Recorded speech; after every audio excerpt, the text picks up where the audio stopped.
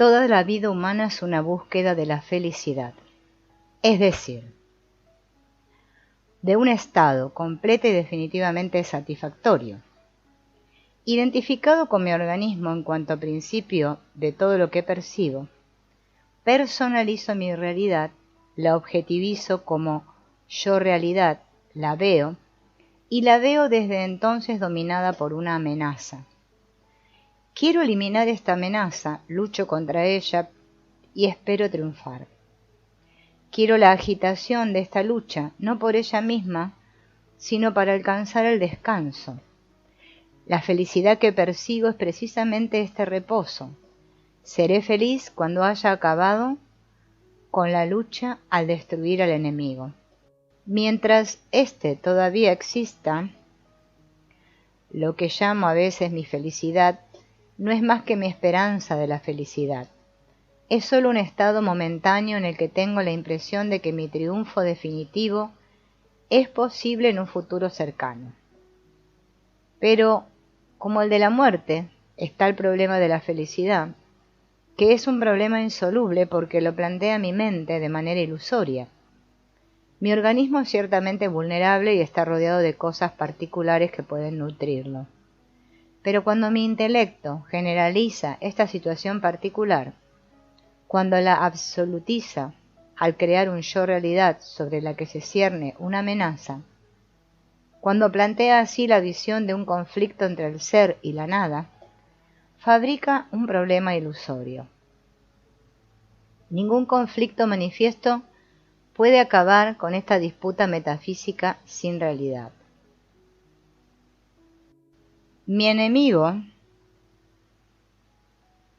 renacerá indefinidamente de sus cenizas, puesto que la visión del yo triunfante supone un no yo superado pero siempre existente. Cuanto más lucho contra el no yo en función de la visión que lo implica, más confirmo esta visión y por lo tanto este no yo. Así, mi combate se engendra a sí mismo. Mis esfuerzos por resolver el problema de la felicidad agravan el enigma. Mi persecución se alimenta de los pasos que he dado. Soy como un hombre con el cuerpo peligrosamente inclinado que corre para no caerse. Corre persiguiendo su centro de gravedad, pero este centro se desplaza con él y así es que corre persiguiéndose a sí mismo. Concibo la felicidad como un estado completa y definitivamente satisfactorio, es decir, como una consonancia orgánica, una armonía personal, pura e inamovible. Si no concibiera la felicidad de esta manera personal, sería gracias a mi conciencia universal, la armonía absoluta que concilia las dos formas manifiestas de armonía y desarmonía. Pero, debido a que me concibo como una persona imaginaria, individual al mismo tiempo que universal, la armonía de la cual para mí se trata la felicidad es sólo la armonía manifiesta, aquella que forma con la desarmonía una dualidad inseparable. La armonía absoluta está eternamente presente, está a cada instante y no hace falta perseguirla. En cambio, la armonía relativa purificada, desembarazada de toda desarmonía, es una esperanza que se sitúa necesariamente en el futuro, al final de una evolución, y es una quimera que ninguna evolución podría alcanzar. La felicidad está en el instante presente, pero la concibo de tal manera que se me aparece en el futuro. Mi mirada, desviada hacia la felicidad real, se lanza tras espejismos siempre remotos. Mi búsqueda de la felicidad es vana justamente por ser una búsqueda, y deriva como una necesidad lógica de mi perspectiva dualista. Ser nada. Vivo con miedo y con la esperanza de un día ser liberado del miedo, y por lo tanto estoy obligado a esforzarme hacia ese fin siempre fugitivo. Mi visión dualista me condena a trabajos forzados. La frase budista, todo es sufrimiento, es a menudo mal comprendida. No significa que el hombre no pueda experimentar la alegría y la esperanza de la felicidad. significa que el hombre no puede jamás alcanzar la felicidad tal como la concibe, jamás puede sentirse lleno, plenamente satisfecho.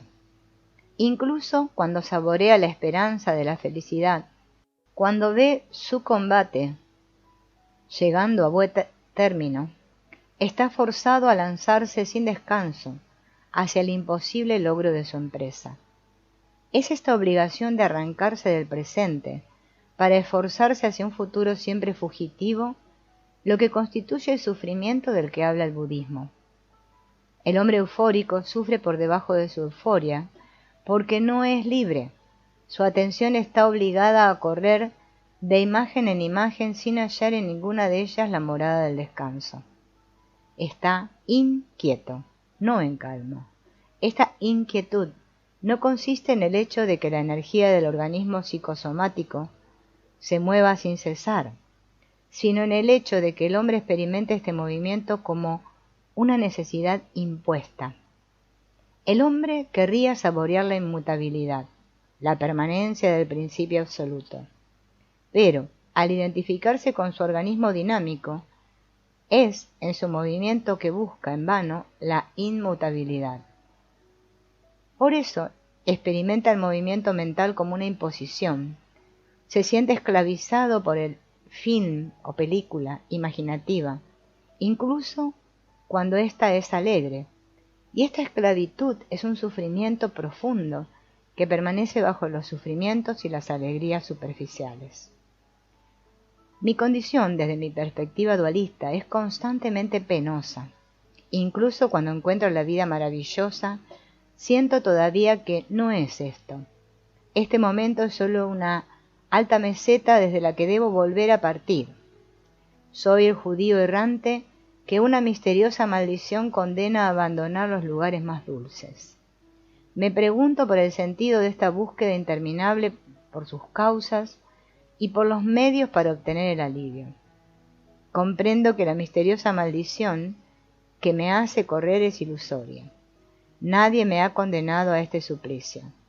Corro porque creo que me hace falta, en virtud de la perspectiva dualista ilusoria desde la que mi vida parece desarrollarse. Mi desgracia proviene de mi ignorancia. Trabajo entonces para disipar mi ignorancia, para adquirir la comprensión exacta y total de mi error. No puedo ver la realidad como un objeto, puesto que la realidad es el principio sujeto, de donde salen todas mis perspectivas, pero puedo comprender al menos cómo interpreto mal lo que veo. Todos los estudios precedentes representan esfuerzos para alcanzar esta comprensión de mi error. Al iniciar esta labor intelectual, esperaba hallar alivio. Sin embargo, constato ciertos días, con tristeza, que mi condición no mejora. He disipado toda suerte de falsas creencias. He destruido mediante justas discriminaciones toda suerte de confusiones. Pero este trabajo parece inútil. Mi vida interior está siempre llena de agitaciones estériles. ¿Debo dudar de la eficacia de la comprensión? No puedo dudar de ello sin dudar también de mi razón. Estoy seguro de que mi desgracia proviene de mi ignorancia, y estoy seguro de que mi intuición intelectual puede disipar mi ignorancia. ¿Por qué entonces mi comprensión parece ser hasta ahora ineficaz? ¿Cuál es el puente que todavía falta entre mi comprensión y mi vida? Para responder esta difícil pregunta, debemos volver a la preparación progresiva con vistas a la realización abrupta. Hemos visto que el satori sobreviene de repente cuando ante la manera natural de vivir según el apego, el hombre ha realizado por completo la manera de vivir antagonista y complementaria según el no apego. El satori no sobreviene con las primeras realizaciones del no apego, sobreviene sólo cuando éste se ha realizado tanto como el apego, cuando alcanza cierto grado, cierto límite. Pero la realización del no apego supone haber obtenido la comprensión. Y aquí también no basta que haya comenzado a adquirir la comprensión, ni siquiera que haya adquirido una gran parte de ella, para que pueda empezar a contratrabajar interiormente. Aquí también hace falta que mi comprensión esté consumada, que haya alcanzado el límite necesario. La vida del hombre que alcanza el Satori se divide en 4 fases.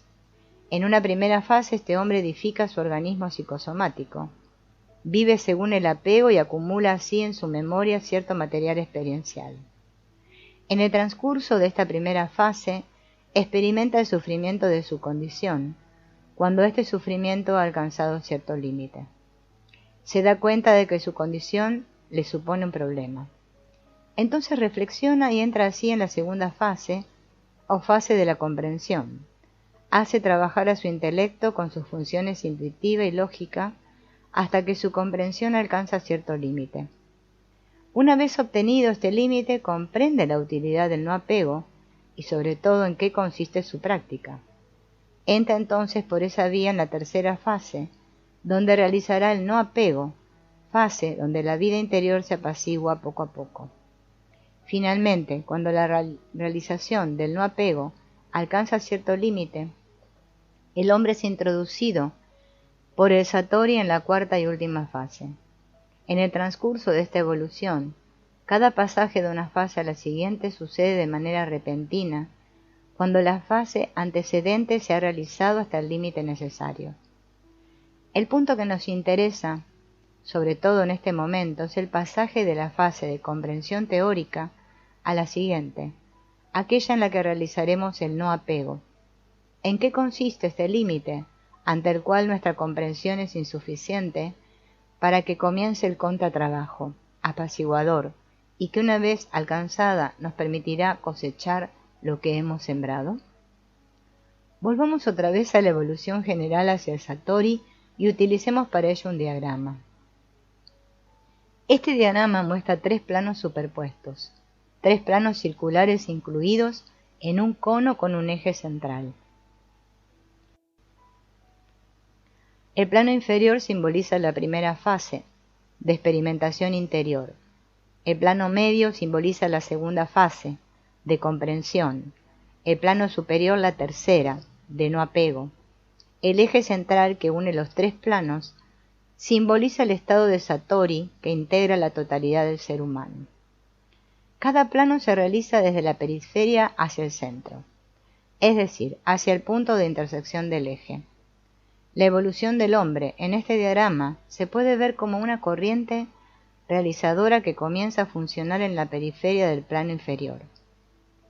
Si el hombre está dotado de una sensibilidad ideal suficiente, esta corriente llega un día al centro del plano inferior, entonces salta por el eje central al plano medio y va a ubicarse a la periferia. A medida que se realiza un trabajo correcto de comprensión, la corriente converge hacia el centro de este plano. Si el sujeto está dotado de una intuición intelectual suficiente, si encuentra y reconoce la enseñanza justa, un día se alcanza el centro y la corriente realizadora salta al plano superior, plano del no apego, y va a ubicarse a la periferia. A medida que se realiza el no apego, la corriente converge hacia el centro, y si lo alcanza, ocupa enseguida y para siempre la totalidad del eje central, Satori. Gracias a este diagrama, puedo imaginarme cómo se efectúa mi trabajo de comprensión. En el transcurso de mi búsqueda intelectual tengo de hecho la impresión de que mis esfuerzos se dirigen hacia un centro. Giro en torno al problema de mi condición, lo observo desde todos los ángulos posibles, lo rodeo. A veces en mi impaciencia he intentado un movimiento directo hacia el centro, pero en vano, porque ciertas zonas periféricas todavía no estaban exploradas. Cuanto más me acerco al centro, más generales y simples son mis visiones intuitivas, más esenciales. Un día presiento que ya no estoy alejado de una comprensión final que resumirá todas las visiones acumuladas en mi mente y me introducirá al final en la calma progresiva del no apego. Al igual que existe en los animales superiores una zona del sistema nervioso central que controla todas las funciones orgánicas, existe en nuestra comprensión una visión que integra todas nuestras visiones. Si no fuera así, podría dudar de que mi trabajo intelectual fuera a tener fin. Si no hubiera una jerarquía en mis descubrimientos intuitivos sobre mi condición, mi comprensión jamás podría llegar a término. En conexión con mi evolución personal hay una jerarquía en las visiones que obtendré. Hay una visión última que me permitirá dejar la reflexión intelectual y dedicarme a la realización del no apego. La búsqueda se trata de comprender no solo ya que mi desgracia proviene de mi ignorancia, ni las interpretaciones ilusorias que de allí se derivan, sino qué mecanismo psicológico íntimo gobierna esencialmente mi vida en la ignorancia. Se trata de descubrir la articulación que existe entre mi ignorancia teórica y mi vida práctica. Si lo logro, habré descubierto al mismo tiempo la articulación que necesito entre mi comprensión teórica y mi vida práctica. Mi ignorancia se traduce en una falsa perspectiva, en una falsa visión. Se traduce, pues, esencialmente en mis fenómenos interiores, en una actitud que me orienta y me hace mirar en cierta dirección en la que quedo fatalmente atrapado por la ilusión de la perspectiva dualista. La articulación que une mi ignorancia a mi vida consiste en cierta orientación de mi ser, es decir, puesto que me identifico con mi conciencia intelectual formal, en cierta orientación de mi atención intelectual. Toda mi desgracia proviene del hecho de que la mirada de mi conciencia intelectual está polarizada y matada en cierto sentido. Mi apego consiste en la pasividad de mi atención ante esta atracción. El no apego consistirá en equilibrar mi mirada intelectual al desarrollar una imantación antagonista y complementaria. Nos abocaremos entonces a estudiar el funcionamiento de nuestro pensar y el fenómeno de la atención para comprender con claridad de qué modo nuestras posibilidades intelectuales están ya realizadas y de qué modo no lo están. Esta comprensión es necesaria para descubrir la técnica del contratrabajo interior, capaz de ultimar la realización de nuestra naturaleza humana. Este estudio se debe emprender desde un ángulo estrictamente general, debe englobar toda la arquitectura del ser que se manifiesta en el hombre. Partiremos para ello del gesto, de esta acción elemental a la cual conduce la estructura de nuestra máquina. En efecto, hemos demostrado que la anatomía y la fisiología humanas en su conjunto convergen hacia la acción y que el gesto representa la función última de nuestro organismo. El gesto resulta de la contracción de fibras musculares. La fibra muscular, este agente ejecutor, es controlada por una célula nerviosa situada en la médula espinal que emite una larga prolongación que viaja hasta el músculo en un nervio.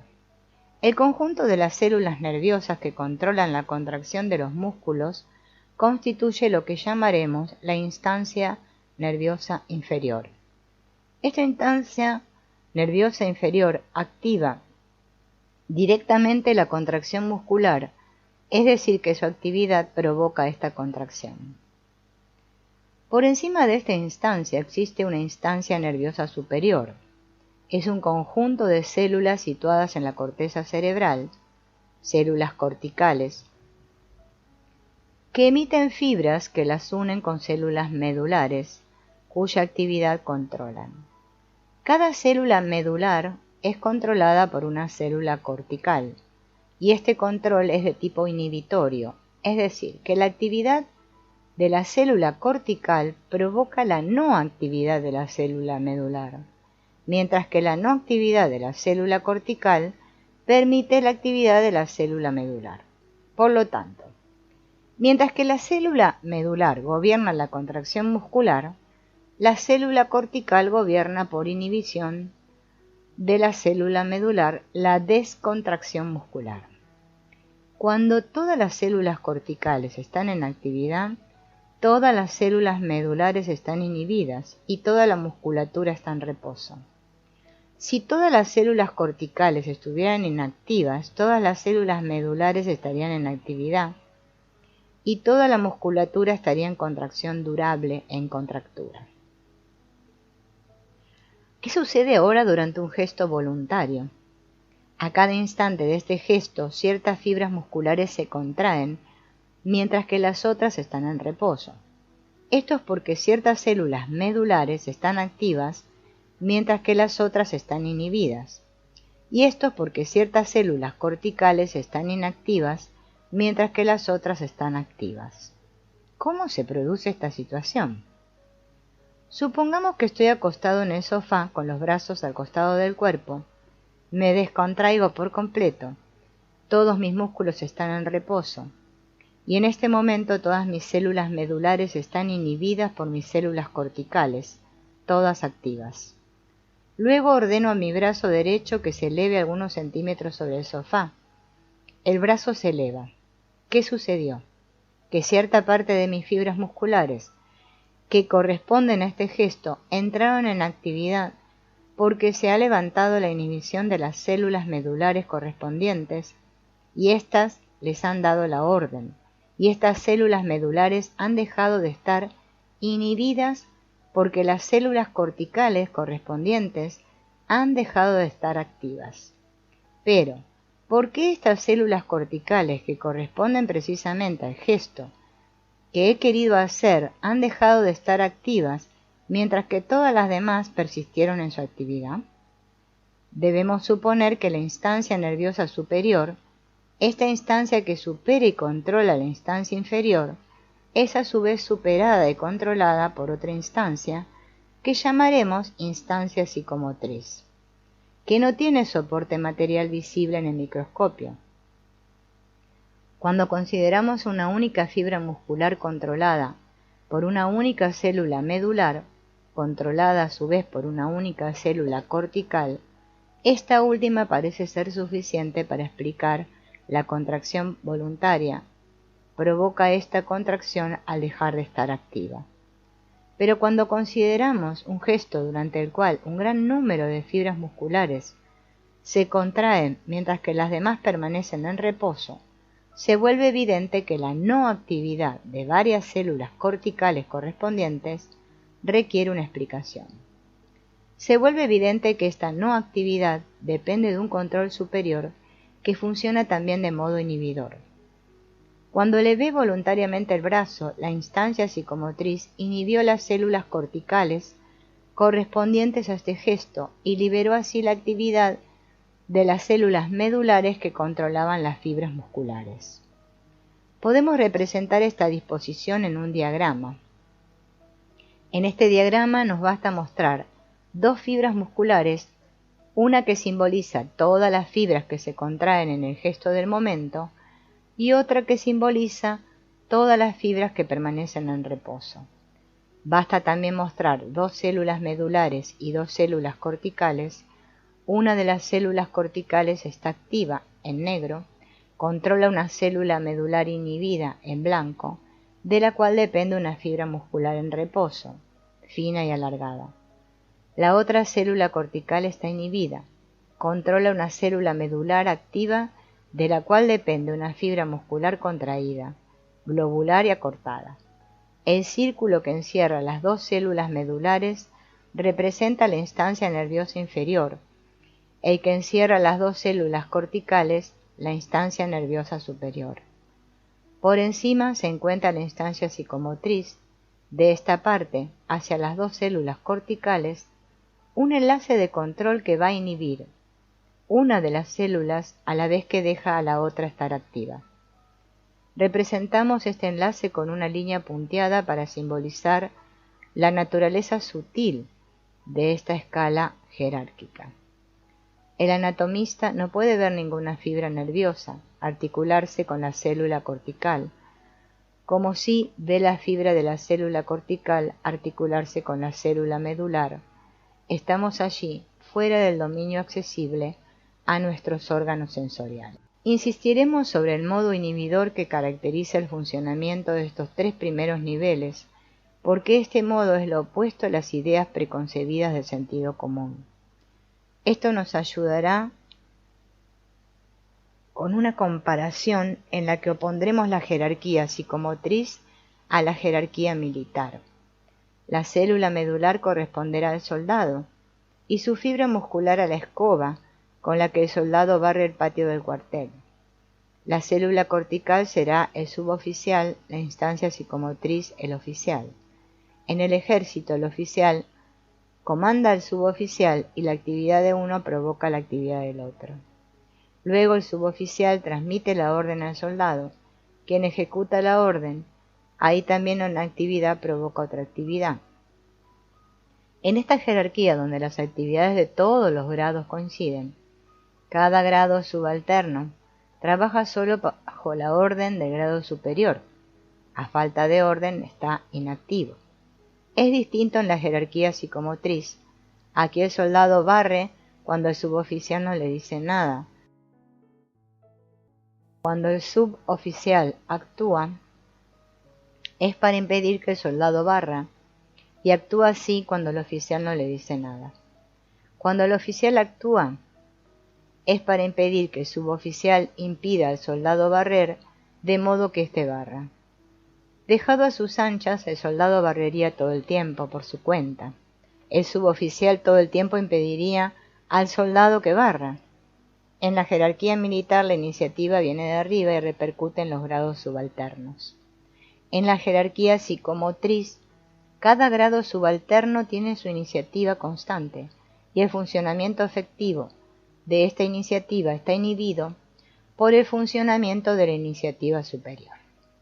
A la iniciativa de la instancia medular corresponde la contracción involuntaria, la contractura, el calambre. A la iniciativa de la instancia cortical corresponde la relajación voluntaria. A la iniciativa de la instancia psicomotriz corresponde el gesto voluntario.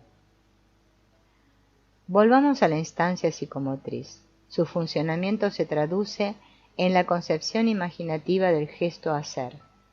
Pertenece a la manifestación sutil, a la psiquis. Pienso, por ejemplo, dibujar en el aire con el dedo índice las curvas de una S mayúscula. Concibo mentalmente la imagen de la S y esta es una operación puramente psíquica. Luego decido hacer este gesto y mi índice lo realiza. Remarquemos que el gesto se realiza sin que yo deba preocuparme lo más mínimo de cómo se hará. Si pienso en ello, me doy cuenta de que los fenómenos neuromusculares que han realizado el gesto han sido de una fantástica complejidad. Cada punto del recorrido correspondió a la contracción de una multitud de fibras musculares y a la descontracción de una multitud de otras fibras. A cada instante, la distribución de fibras contraídas y fibras descontraídas se vio modificada. La ejecución del menor gesto es, propiamente hablando, un milagro, si por milagro entendemos el hecho de provocar cierta modificación del universo sin saber cómo se realizó esta modificación. No solo no necesito saber cómo se realizó el gesto cuya imagen concebí y que ordené que se realizara, sino que mi conciencia no puede jugar el menor papel en la ejecución de lo que ordena. Al contrario de lo que dicta el sentido común, no puedo ordenar directamente la contracción de mis músculos, solo puedo ordenar gestos, y es solo mediante la orden de hacer el gesto que consigo, indirectamente, sin saber cómo, la contracción de las fibras musculares necesarias. Supongamos que te marco el contorno de un músculo en tu cuerpo y te pido que lo contraigas. Tú no conseguirás hacerlo a menos que conozcas un gesto durante el cual este músculo se contrae. Si no, harás todo tipo de movimientos hasta notar que tal gesto conlleva la contracción del músculo señalado. Solo entonces, al ordenar este gesto preciso, podrías realizar la contracción muscular que te he pedido. Veamos otra demostración incluso más convincente. Supongamos que tienes el antebrazo a ángulo recto del brazo y te doy a sostener con esta mano una pesa de 1 kilo y luego una pesa de 2 kilos. En ambos casos, el trabajo requerido a tu bíceps habrá sido distinto. La cantidad de fibras contraídas en este bíceps habrá sido diferente, porque cada fibra se contrae totalmente o no se contrae en absoluto. No se contrae más o menos. ¿Pretenderías tú haber dado la orden de que se contraigan tal cantidad de fibras para sostener 1 kilo y luego tal cantidad para 2 kilos? Tú solo has dado la orden del gesto de mantener el antebrazo inmóvil y las instancias nerviosas situadas bajo el control de tu instancia psicomotriz han hecho su trabajo sin que tu conciencia haya tenido nada que ver. Hemos dicho que la instancia psicomotriz concibe el gesto y da la orden, mientras que las instancias subalternas ejecutan la orden. Es la distinción entre el poder legislativo y el poder ejecutivo. Pero en esta jerarquía que precede la acción, si bien el nivel inferior, la fibra muscular, es puramente ejecutivo y el nivel supremo, el principio absoluto, es puramente legislativo, todos los niveles intermediarios son ambos a la vez. Cada uno de estos niveles intermediarios es legislativo con respecto a su nivel inferior y ejecutivo con respecto a su nivel superior. Debemos pues preguntarnos ahora con relación a qué es ejecutiva la instancia psicomotriz. Y para responder esta pregunta hace falta definir exactamente esta instancia. Es voluntad de actuar, y puesto que nuestra acción tiende sin cesar hacia nuestra reintegración vital, es nuestro querer vivir. Es la manifestación particular, encarnada en nuestro organismo, del yang integrador. La instancia que la supera es pues el yang integrador en sí, que llamaremos entonces la naturaleza.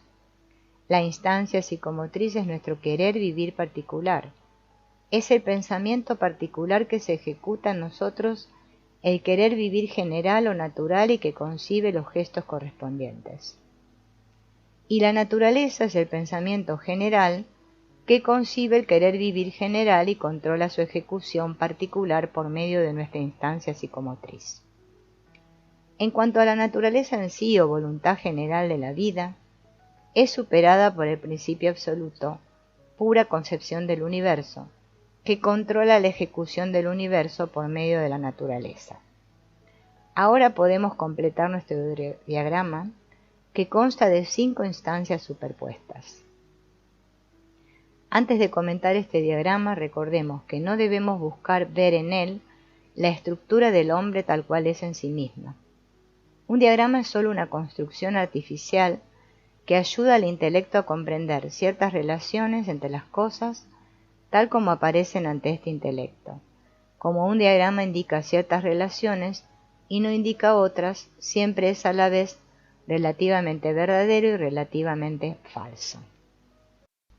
Así, nuestro diagrama da cuenta de la trascendencia del principio absoluto con relación a la manifestación, pero no de su inmanencia.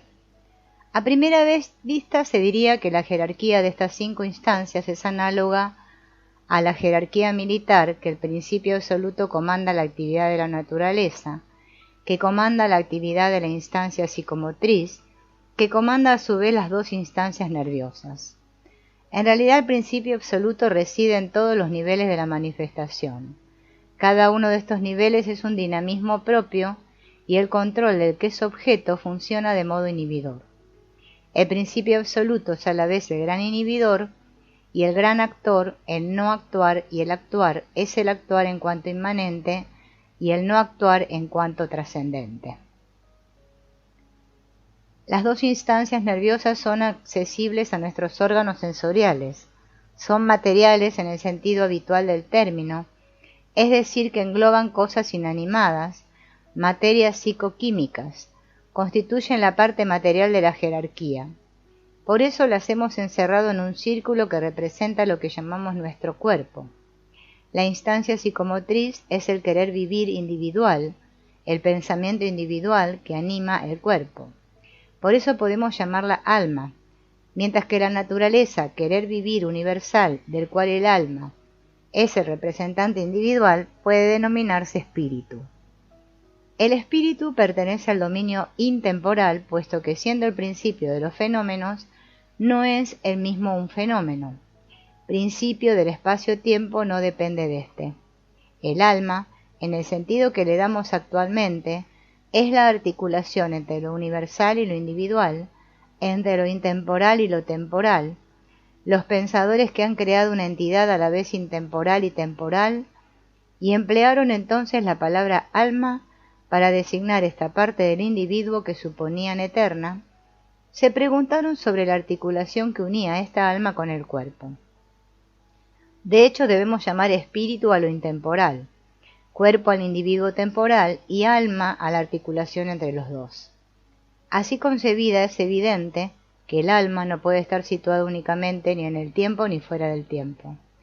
Articulación entre lo intemporal, principio de los fenómenos, y el conjunto fenomenal que constituye el cuerpo, participa de la mortalidad del cuerpo si se la contempla del lado del cuerpo y de la eternidad del espíritu si se la contempla del lado del espíritu. Así pues podemos decir que todos los individuos, estén muertos, vivos o aún no nacidos, están en el eterno presente, aunque desde lo temporal pertenezcan al pasado, al presente o al futuro. Para aclarar esta difícil cuestión nos permitiremos asimilar el alma, articulación entre el espíritu y el cuerpo, a la articulación que existe entre las dos instancias nerviosas, la superior y la inferior. La célula medular posee prolongaciones llamadas dendritas que se dividen en neurofibrillas. La fibra que viene de la célula cortical termina en una división semejante de fibrillas que corresponden a las fibrillas medulares. Estos dos sistemas fibrilares pueden entrar en contacto o romper el contacto al retraerse. El conjunto de esta articulación intermitente se denomina sinapsis. Según lo que suceda en la sinapsis, la corriente que proviene de la célula cortical, sea cual sea la naturaleza exacta de esta corriente, llega o no a la célula medular. Podemos ver el alma, articulación entre el espíritu y el cuerpo, como una sinapsis sutil análoga a la sinapsis material que acabamos de describir. Y podemos representar esta sinapsis sutil en el diagrama que veremos a continuación. Sus dos sistemas fibrilares se sitúan a un lado y otro de una frontera que separa lo intemporal arriba del espacio-tiempo abajo. Cuando el cuerpo se desintegra, el sistema fibrilar inferior de la sinapsis sutil se desintegra con él, pero el sistema fibrilar superior que emana del espíritu intemporal no se desintegra, del mismo modo que no se integró en el nacimiento del cuerpo, está fuera del tiempo. Así, el alma, en cuanto no individual, es inmortal, pero en cuanto individual es mortal, y es un absurdo metafísico creer en la perpetuidad de fenómenos que manifiestan al individuo y en particular su conciencia formal. La asimilación de la instancia psicomotriz a una sinapsis también tiene la ventaja de mostrarnos que no constituye, propiamente hablando, una instancia autónoma, es sólo el aspecto que toma para nuestra mente la instancia, naturaleza, en cuanto se manifiesta en un individuo particular. El ser humano está tan preocupado por una eventual supervivencia que nos parece útil desarrollar un poco nuestra exposición sobre el alma concebida como articulación entre lo intemporal y lo temporal. En primer lugar, estudiemos con mayor detalle la naturaleza de las relaciones entre los diversos niveles de la jerarquía psicomotriz. El trabajo de un nivel dado depende en su manifestación de los niveles inferiores a él, pero no depende de ellos en su funcionamiento. Si las células medulares que corresponden en mí a cierto gesto han sido destruidas por el virus de la poliomielitis, las células corticales pueden concebir este gesto. La concepción no depende del nivel medular en su funcionamiento, pero el gesto no se puede manifestar. Depende del nivel inferior en su manifestación. En otras palabras, desde el punto de vista de manifestación, el nivel inferior es limitativo del nivel superior. este solo puede manifestarse según las posibilidades del nivel inferior. Pero desde el punto de vista de su funcionamiento, el nivel superior es independiente del inferior. Apliquemos este análisis a las relaciones entre el cerebro y el alma. Desde el punto de vista de la manifestación, el cerebro es limitativo del alma. La calidad del pensamiento formal depende de las posibilidades de funcionamiento del cerebro. Pero desde el punto de vista de su dinamismo en sí, el alma es independiente del cerebro. Veamos un ejemplo. Si tomo mescalina, veo con los ojos cerrados imágenes coloridas de extraordinaria precisión, o bien con los ojos abiertos veo el mundo exterior transfigurado, bañado en una realidad inefable. Estas percepciones surgen de mi alma como mis percepciones habituales. Por lo tanto, en mi alma está constantemente su posibilidad, las contiene siempre en potencia. Pero, por lo general, mi cerebro no deja pasar estas manifestaciones. Los límites que impone a mi alma excluyen tales visiones. Las modificaciones psicoquímicas engendradas por la mescalina son necesarias para que mi cerebro deje de frenar estas imágenes. Las visiones de la embriaguez mescalínica dependen del cerebro, pero no su principio, el alma, que es su fuente. Las contenía antes de mi embriaguez y sigue conteniéndolas luego. El dinamismo propio del alma no depende del cerebro. Un hombre está en coma, su cerebro reduce a cero la manifestación del alma. No hay ningún fenómeno consciente, pero el alma, en su dinamismo en sí, no está nada afectada por este estado del cerebro. Supongamos ahora que este hombre pasa del coma a la muerte. Su cerebro ha dejado de funcionar definitivamente. La manifestación consciente del alma en este hombre individual es definitivamente imposible.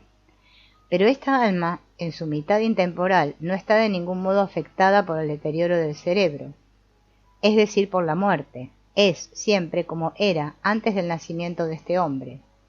Es el principio absoluto en cuanto este principio contiene la posibilidad de manifestación del hombre en cuestión como tal, está fuera del tiempo, es independiente del nacimiento y de la muerte.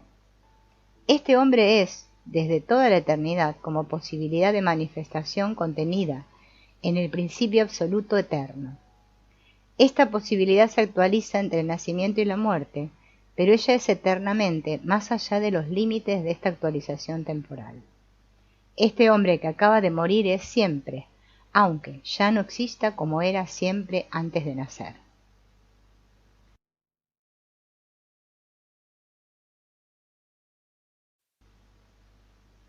Pero es absurdo hablar de supervivencia. Si bien el hombre que acaba de morir es siempre, ya no vive y no vivirá nunca más. La vida es la manifestación individual, supone la reintegración continua del organismo. El hombre que está muerto es siempre, pero en un plano que no es aquel de las individualidades vivas. Lo que es fuera del tiempo y se manifiesta de manera vital durante cierto tiempo, no tenemos manera de concebirlo. Si intento captarlo en una concepción mental, caeré fatalmente en las representaciones infantiles inspiradas por el mundo manifiesto que percibo en la actualidad con los sentidos. En efecto, toda concepción reside en el plano de la manifestación formal. Como está contenida en este ser intemporal que intento captar, no puedo contenerlo, comprenderlo. Sé, por la perfecta evidencia intelectual, que soy desde toda la eternidad, pero no puedo imaginarme a este yo eterno. El alma que antes se manifestó en un hombre ahora difunto, es decir, el principio absoluto, en cuanto contiene eternamente la posibilidad de manifestación de este hombre, se puede manifestar a veces en la conciencia de hombres vivos, fenómenos espiritistas. Algunos de estos fenómenos, dejando de lado las numerosas supercherías, son indiscutibles, pero siempre se los ha interpretado de manera inexacta. Se ha pensado que el difunto todavía existía, vivía y que se manifestaba en la conciencia del médium. Al razonar así, se olvida que existencia y vida significan manifestación y que una manifestación no podría ser la fuente de una conciencia psicológica. Los fenómenos que suceden en la conciencia del médium no provienen de este conjunto de fenómenos que constituía la conciencia del hombre ahora difunto. En realidad el difunto ya no vive, ya no existe y no sobrevive. Su manifestación, es decir, la manifestación del principio absoluto en su organismo, ha desaparecido junto con este organismo. Pero esta manifestación particular, contenida como posibilidad intemporal en el principio absoluto, al igual que la multitud indefinida de posibilidades semejantes, funciona ahora en el organismo vivo del médium. No podemos remarcar lo suficiente que todos los fenómenos espiritistas implican el funcionamiento de cerebros bien vivos, instrumentos necesarios de toda manifestación psíquica. El problema que presentan los fenómenos espiritistas no concierne la eventual supervivencia de los muertos, sino los poderes de percepción extrasensoriales de los vivos. ¿Cómo comprender estos poderes? En nuestro diagrama del alma como articulación entre lo intemporal y lo temporal, el aspecto intemporal de esta alma parece personal, como por lo demás la naturaleza y el principio absoluto le parecen personales al hombre en quien se manifiestan. Ese es el inconveniente inevitable de todo diagrama de este tipo. En realidad, el aspecto intemporal del alma de un hombre dado no es más personal para él que la naturaleza o el principio absoluto.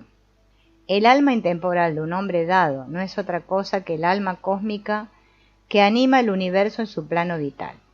Lo normal es que esta alma cósmica se manifieste en mí solo de manera individual, o sea, únicamente a través de mis órganos sensoriales, debido a mi contractura egoísta, a mi reivindicación de ser absolutamente en cuanto distinto. Pero ciertos hombres pueden, en ciertas condiciones, distender en parte esta contractura a favor de otro aspecto del cosmos que no sea su propio organismo.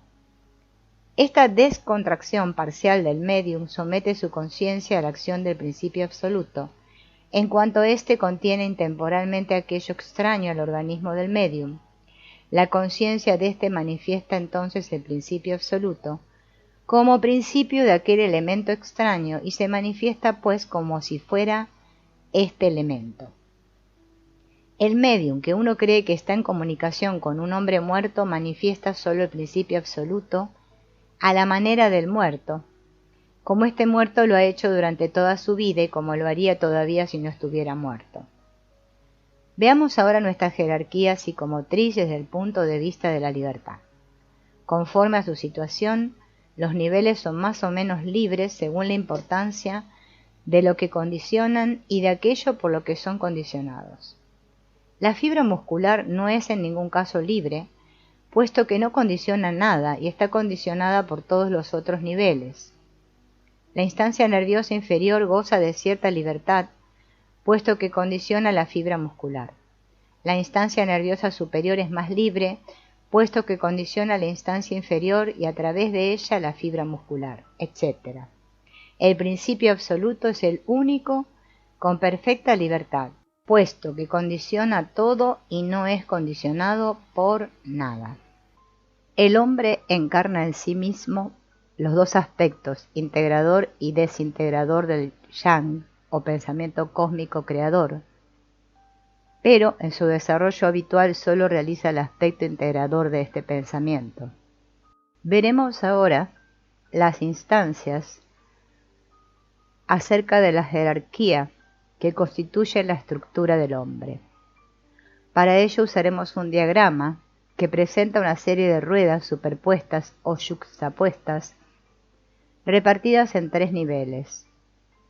En el nivel superior, las 2 ruedas medianas representan el organismo humano en sus 2 metabolismos, desintegrador y reintegrador. En el nivel medio, las 3 ruedas pequeñas corresponden a la naturaleza.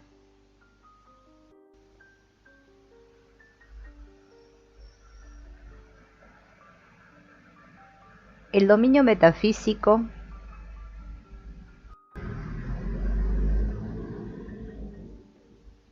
tiene una cantidad indefinida de dimensiones, no solo 3, por lo tanto,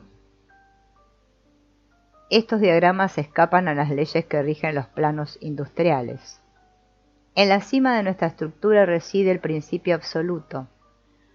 Desde el punto de vista de la integración-desintegración, bajo el que estudiaremos ahora la estructura total del hombre, el principio absoluto no es ni integración ni desintegración. Fuente de toda la energía cósmica reside río arriba de esta energía y de los dos aspectos de su funcionamiento.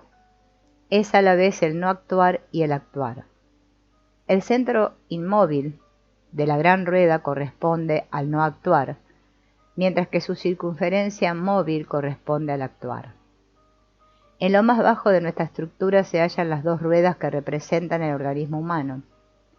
Este organismo es el resultado de dos tipos de fenómenos, unos destructores o desintegradores, los otros constructores o integradores. Entre el principio absoluto y el organismo se hallan las tres ruedas que representan la naturaleza. Antes de ver por qué la naturaleza está representada aquí por tres ruedas y por qué estas ruedas están dispuestas como lo están, preguntémonos por qué debemos interponer el nivel naturaleza entre el principio absoluto y nuestro organismo. ¿No podríamos considerar que nuestro organismo es movido de manera directa por el actuar del principio absoluto?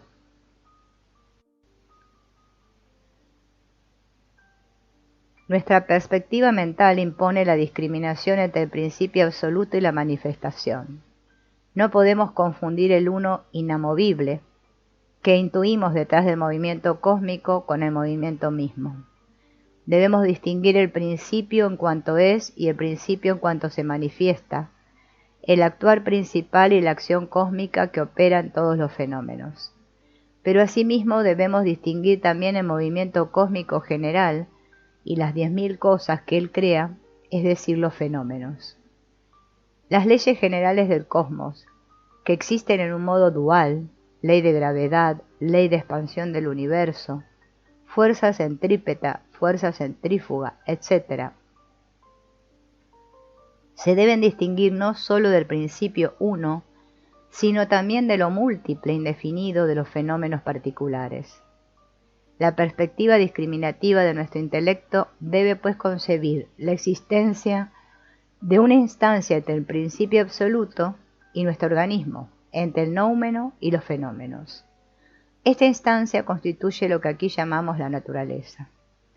Representamos la naturaleza con tres ruedas repartidas en dos niveles, una arriba y dos abajo, porque esta instancia de la naturaleza, intermediaria entre el noumeno y los fenómenos, presenta necesariamente para nuestro intelecto discriminativo dos caras, una de naturaleza única, está orientada hacia el noumeno y se articula con él, la otra de naturaleza dual, está orientada hacia lo múltiple fenomenal estructurado de manera dual y se articula con él.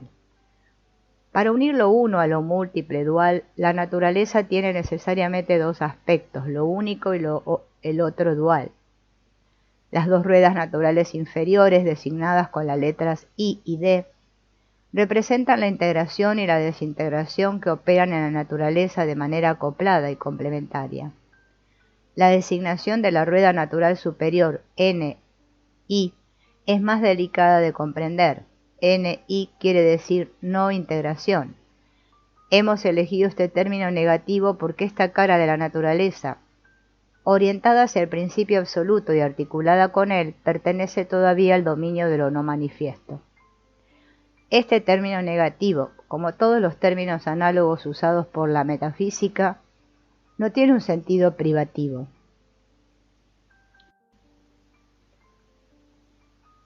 La no integración no designa una naturaleza que no integra nada, sino la naturaleza en cuanto principio anterior a la integración y a la desintegración que emanarán de ella. Uno puede preguntarse por qué articulamos la no integración con la integración y no con la desintegración. Es porque el organismo, aunque muera a la vez que renace durante toda su existencia, comienza por nacer. Si bien su manifestación durante su vida es a la vez integradora y desintegradora, su primera aparición es integradora. Si bien es la desintegración quien tiene la última palabra de nuestra vida, la integración es quien tiene la primera. Debido a esto vemos durante todo el transcurso de la existencia la iniciativa de pertenecer a la integración. Entre las dos caras de la naturaleza pasa la frontera que separa lo no manifiesto, arriba, de la manifestación, abajo.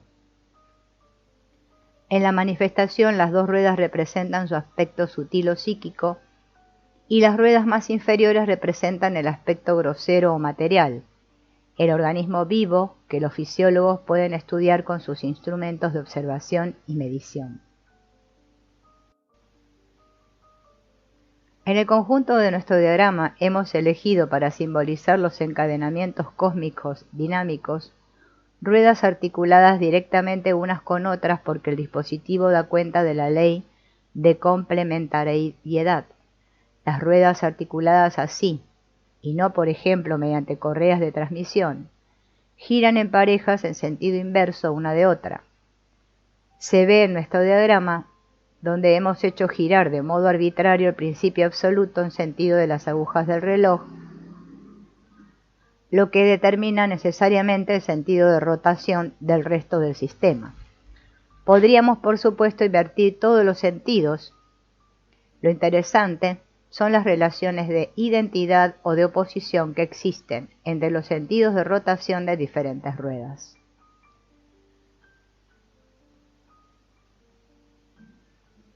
La jerarquía de libertad en nuestra estructura graduada se aplica a nuestra construcción actual. La idea útil que resulta de ello es la siguiente. El hombre puede, al término de su desarrollo completo, realizar en sí mismo todas las ruedas de nuestro diagrama, es decir, que puede ser totalmente libre. Pero en su estado de desarrollo habitual no realiza sino las dos ruedas inferiores y la rueda natural de integración, con trazo grueso en el diagrama, y en este estado es libre solo en parte. Explicaremos lo mejor posible este punto esencial y para ello comenzaremos diciendo algunas palabras sobre la estructura del animal. El animal no realiza y no puede realizar más que las dos ruedas inferiores que representa su organismo. Todas las otras ruedas funcionan para mover este organismo, pero solo este se realiza en el animal. Todo lo que está por encima del organismo excede al animal, puesto que a falta de intelecto, conciencia universal manifestada por el lenguaje, éste está limitado al dominio individual o particular. La naturaleza universal lo mueve, pero él no tiene acceso al plano de la naturaleza, ni siquiera en su aspecto de integración. El animal quiere las acciones que favorecen su vida o que alejan la muerte, pero, como no puede concebir las ideas generales de vida y muerte, no puede querer su vida ni rechazar su muerte. Cuando vemos, por ejemplo, a un cachorro lanzarse goloso a la ubre de su madre, tal vez pensamos, qué ganas de vivir tiene. Pero es porque lo pensamos en términos de un ser humano. El cachorro quiere amamantarse porque la naturaleza quiere su vida y le delega la tarea de hacer lo necesario para vivir, pero él mismo no puede querer su vida. Del mismo modo, un animal atacado por un enemigo no rechaza su muerte mientras lucha, rechaza solo los daños que su enemigo le quiere infligir. El querer vivir, pensamiento de reintegración, está encarnado en el animal. Todo sucede como si la naturaleza confiara a la criatura viva su misión reintegradora. Pero este querer vivir, aunque encarnado en esta criatura, no está realizado en ella, no es consciente en su forma general. Un pensamiento particular funciona en el animal, pero éste no tiene el pensamiento. No capta este pensamiento particular porque le falta la conciencia universal que es necesaria para ello. Percibe tal cosa y la quiere, pero no puede percibir que percibe esta cosa y que la quiere. Decir que el pensamiento del animal funciona en él, pero no es suyo, es decir, que está condicionado por algo exterior a él. Está totalmente condicionado por la naturaleza, que el animal no realiza en absoluto. El pensamiento del animal no es para nada libre. Su instancia cortical goza de cierta libertad puesto que condiciona la instancia medular, y esta última también puesto que condiciona la fibra muscular, pero la esencia del animal, que es su querer vivir, no es nada libre. Vemos al mismo tiempo que el animal no puede de ninguna manera sentirse un esclavo. Para que una criatura se sienta esclavizada hace falta que tenga una posibilidad de libertad que no realiza. Pero el animal no tiene ninguna posibilidad de libertad no realizada, por lo tanto no puede sentirse esclavizado. Puede sentir que se oponen obstáculos a sus deseos, puede sentirse contrariado por enemigos exteriores contra los que lucha, pero no puede sentir su ser interior oprimido por la naturaleza, aunque la naturaleza lo condicione totalmente, a falta de un intelecto que le permita elevarse al nivel de la naturaleza universal. Es el juguete de su querer vivir, pero no puede darse cuenta de ello porque no puede percibir este querer vivir. Un esclavo que no puede percibir la existencia de su amo no podría sentirse esclavizado, porque uno solo puede sentirse esclavo si es de alguien. El pensamiento del animal, total y legítimamente condicionado por la naturaleza, está estructurado, como la misma naturaleza, de manera dual pero no dualista.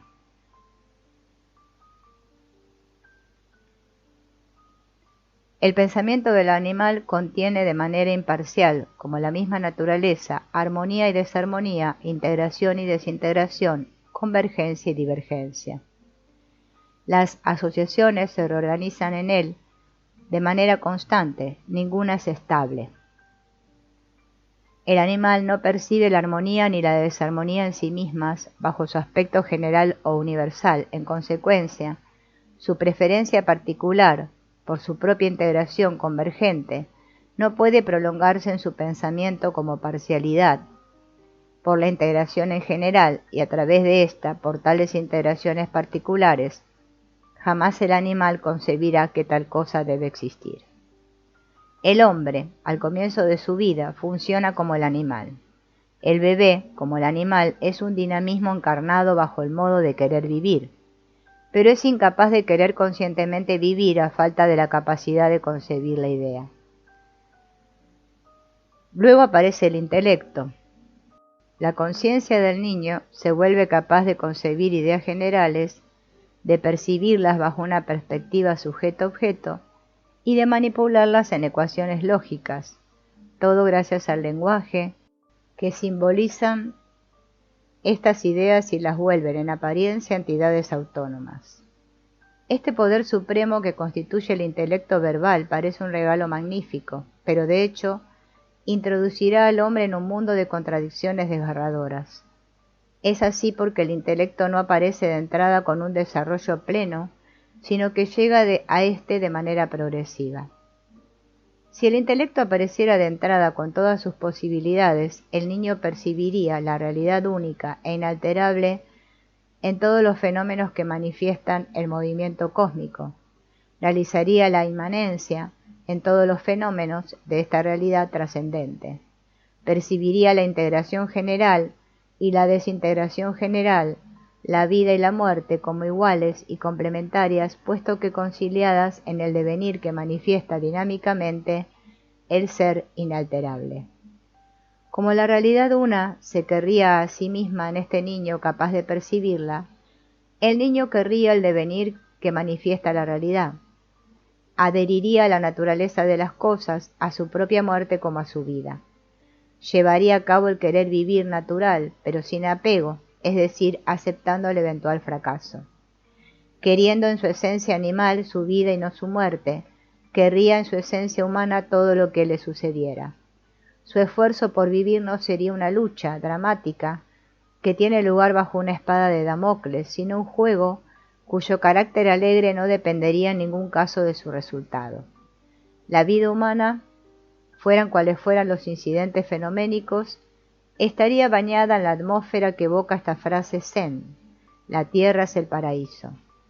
En suma, si el intelecto apareciera de manera súbita en toda su amplitud, el hombre realizaría de golpe todas las ruedas de nuestro diagrama, incluso el principio absoluto. Pero el intelecto aparece de hecho de manera progresiva.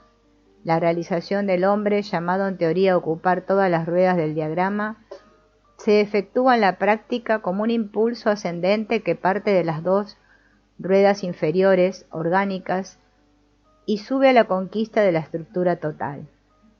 En el transcurso de este ascenso, el impulso pronto encuentra un obstáculo que lo detiene, y que ahora veremos. El desarrollo del intelecto es progresivo. Los primeros conceptos generalizados mediante el verbo se elaboran en el niño a propósito de cosas concretas del mundo a su alrededor. Lo que el niño nombra al comienzo son cosas o personas particulares. Un año o dos más tarde se elaboran conceptos verbales a propósito de cosas abstractas, y es mucho más tarde cuando las intuiciones metafísicas se vuelven posibles. Tampoco aparecen en la conciencia en la mayoría de los seres humanos, a menos que haya una correcta iniciación. Durante esta evolución nos encontramos con las ideas abstractas en su aspecto dual, mucho antes de que sean posibles las intuiciones conciliadoras. Así es que las ideas de vida y de muerte, es decir, de naturaleza integradora y de naturaleza desintegradora, aparece mucho antes de que sea posible su conciliación mediante el concepto de la naturaleza total eterna, no integración. El ser humano, al elevarse por encima de las dos ruedas orgánicas, encuentra las dos ruedas de integración y desintegración que representan el lado manifiesto de la naturaleza. Esto se produce cuando el niño, hacia los 3 o 4 años de edad, descubre la idea de la muerte y, por antítesis necesaria, la idea de la vida. Es muy frecuente que el niño de esta edad haga preguntas sobre la muerte y hasta se obsesione con ella durante varios días o varias semanas. El descubrimiento del dualismo vida-muerte es al mismo tiempo descubrimiento de los dualismos triunfo-fracaso, potencia-impotencia, etc. El niño encuentra allí, a falta de una posible conciliación, oposiciones aparentes, dilemas, cuyos términos se excluyen para él de modo tal que no puede querer uno sin rechazar el otro. El bebé, en quien todavía estaba localizada solo la esencia animal, encarnaba el querer vivir natural, no el querer morir. Por lo tanto, cuando el niño encuentra las ideas de vida y de muerte, de naturaleza integradora y naturaleza desintegradora, elige necesariamente realizar en sí mismo solo la naturaleza integradora. Esta elección se traduce en él en la creencia de que su vida debe ser, que es legal, parte del orden, mientras que su muerte no debe ser, es ilegal, contraria al orden. Así, al llegar al nivel de la naturaleza manifiesta, el niño acepta la realización de la rueda integración, pero rechaza la de la rueda desintegración.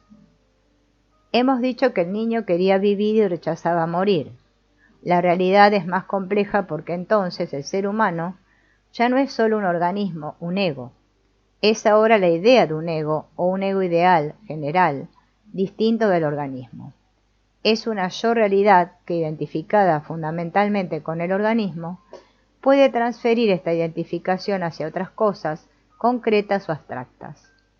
Así pues, la adhesión exclusiva a la rueda integración se traduce en una voluntad que no es ya en esencia voluntad de vivir, sino voluntad de integración ilimitada del ego ideal. Voluntad de afirmación del yo, incluso si, en determinadas circunstancias, esta afirmación ilimitada del yo implica el sacrificio de la vida orgánica. El hecho de que el hombre realice solo la rueda integración y rechace la rueda desintegración tiene como consecuencia la no realización de la rueda no integración, que supera las otras dos y representa la naturaleza no manifiesta. Demostraremos por qué es así. Según la perspectiva del hombre, en este estado habitual de desarrollo, la no integración se asemeja a la desintegración y le parece idéntica a ella. La no integración es el caos primordial, no en el sentido de desorden, sino en el sentido de energía cósmica primordial, todavía no manifiesta en las 10.000 cosas. En la Génesis, el caos no es la mezcla desordenada de la luz y la sombra, de la tierra y las aguas, etc. Designa la sustancia primordial, la Prakriti del Vedanta, de la que nacerán la luz y la sombra, la tierra y las aguas. Pero esta naturaleza todavía indiferenciada se asemeja, para el hombre encerrado en el dualismo integración-desintegración, a una desintegración, y el rechazo de realizarla es al mismo tiempo un rechazo de realizar la energía cósmica primordial de la rueda no integración. Si se le dice a un hombre que tras la muerte regresará al gran todo indiferenciado, de donde emana toda la creación, verá de inmediato esta superación de la vida como una desintegración inferior a ella. Por lo tanto, al mismo tiempo que rechaza la desintegración, el hombre rechaza realizar la no integración. Al actuar así, se priva también de realizar el principio absoluto, al cual lo llevaría a la realización voluntaria de la no integración. El sentido de rotación de las diferentes ruedas de nuestro diagrama ilustra lo que acabamos de decir. El sentido de rotación de la rueda no integración es el mismo que el de la rueda desintegración. El movimiento de la no integración se asemeja, bajo una perspectiva formal, al de la desintegración. Nótese asimismo que la rueda de integración gira en el mismo sentido que la rueda del principio, absoluto, la vida, la integración, se asemeja para nosotros a la realidad absoluta. Nuestra nostalgia del absoluto se traduce en la nostalgia de la vida, que nos parece que se le asemeja.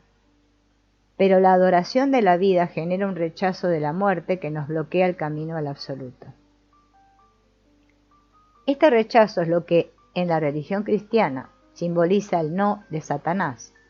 La sublevación de Satanás contra el orden divino representa la actitud interior que asume el ser humano cuando aparece en él el intelecto.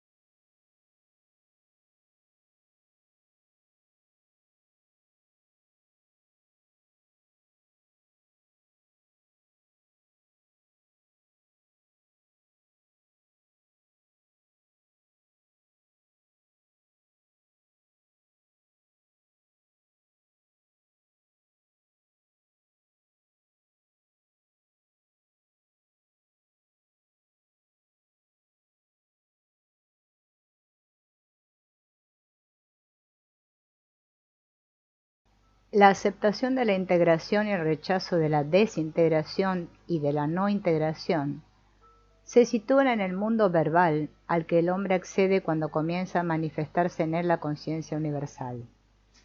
Este mundo es del todo nuevo y diferente de aquel en el que vivía el bebé, aún incapaz de hablar. Mientras que el bebé es, como el animal, su pensamiento individual, el niño en quien aparece el intelecto, posee este pensamiento. La conciencia universal percibe en él los fenómenos de su conciencia individual. Gracias a esta conciencia universal, tiene conceptos como se tienen objetos de lo que se dispone y que se manejan a voluntad. La toma de conciencia de conceptos se produce gracias a las palabras, gestos simbólicos que encarnan y automatizan las ideas. Cuando el niño ha aprendido de quienes lo rodean la palabra duele, no se limita a sentir como el animal un dolor presente, sabe que lo siente, lo capta en su idea general, puede asociarlo a su antojo con otra idea y crear, por ejemplo, la idea de que a la muñeca le duele. Esta adquisición del lenguaje que permite la manifestación de la conciencia universal es una verdadera transmisión iniciática. Los niños salvajes que crecieron lejos de seres humanos y fueron hallados cuando tenían unos 8 años, no tenían lenguaje y aprendieron a hablar con mucha dificultad. Una de estas observaciones concierne a 2 niñas indias que habían crecido juntas. No habían inventado entre ellas ningún lenguaje, aunque tuvieran en su organismo todos los mecanismos necesarios para hacerlo. Al igual que toda criatura viva emana de otra criatura viva ya desarrollada, el intelecto emana de otro intelecto ya desarrollado. Al utilizar el lenguaje que le fue transmitido, el ser humano crea una representación personal del mundo. Se trate de un mundo enteramente imaginario o de una interpretación verbal del mundo real presente, el hombre crea siempre un mundo representación, autónomo, disociado del mundo exterior objetivo, un mundo para él solo.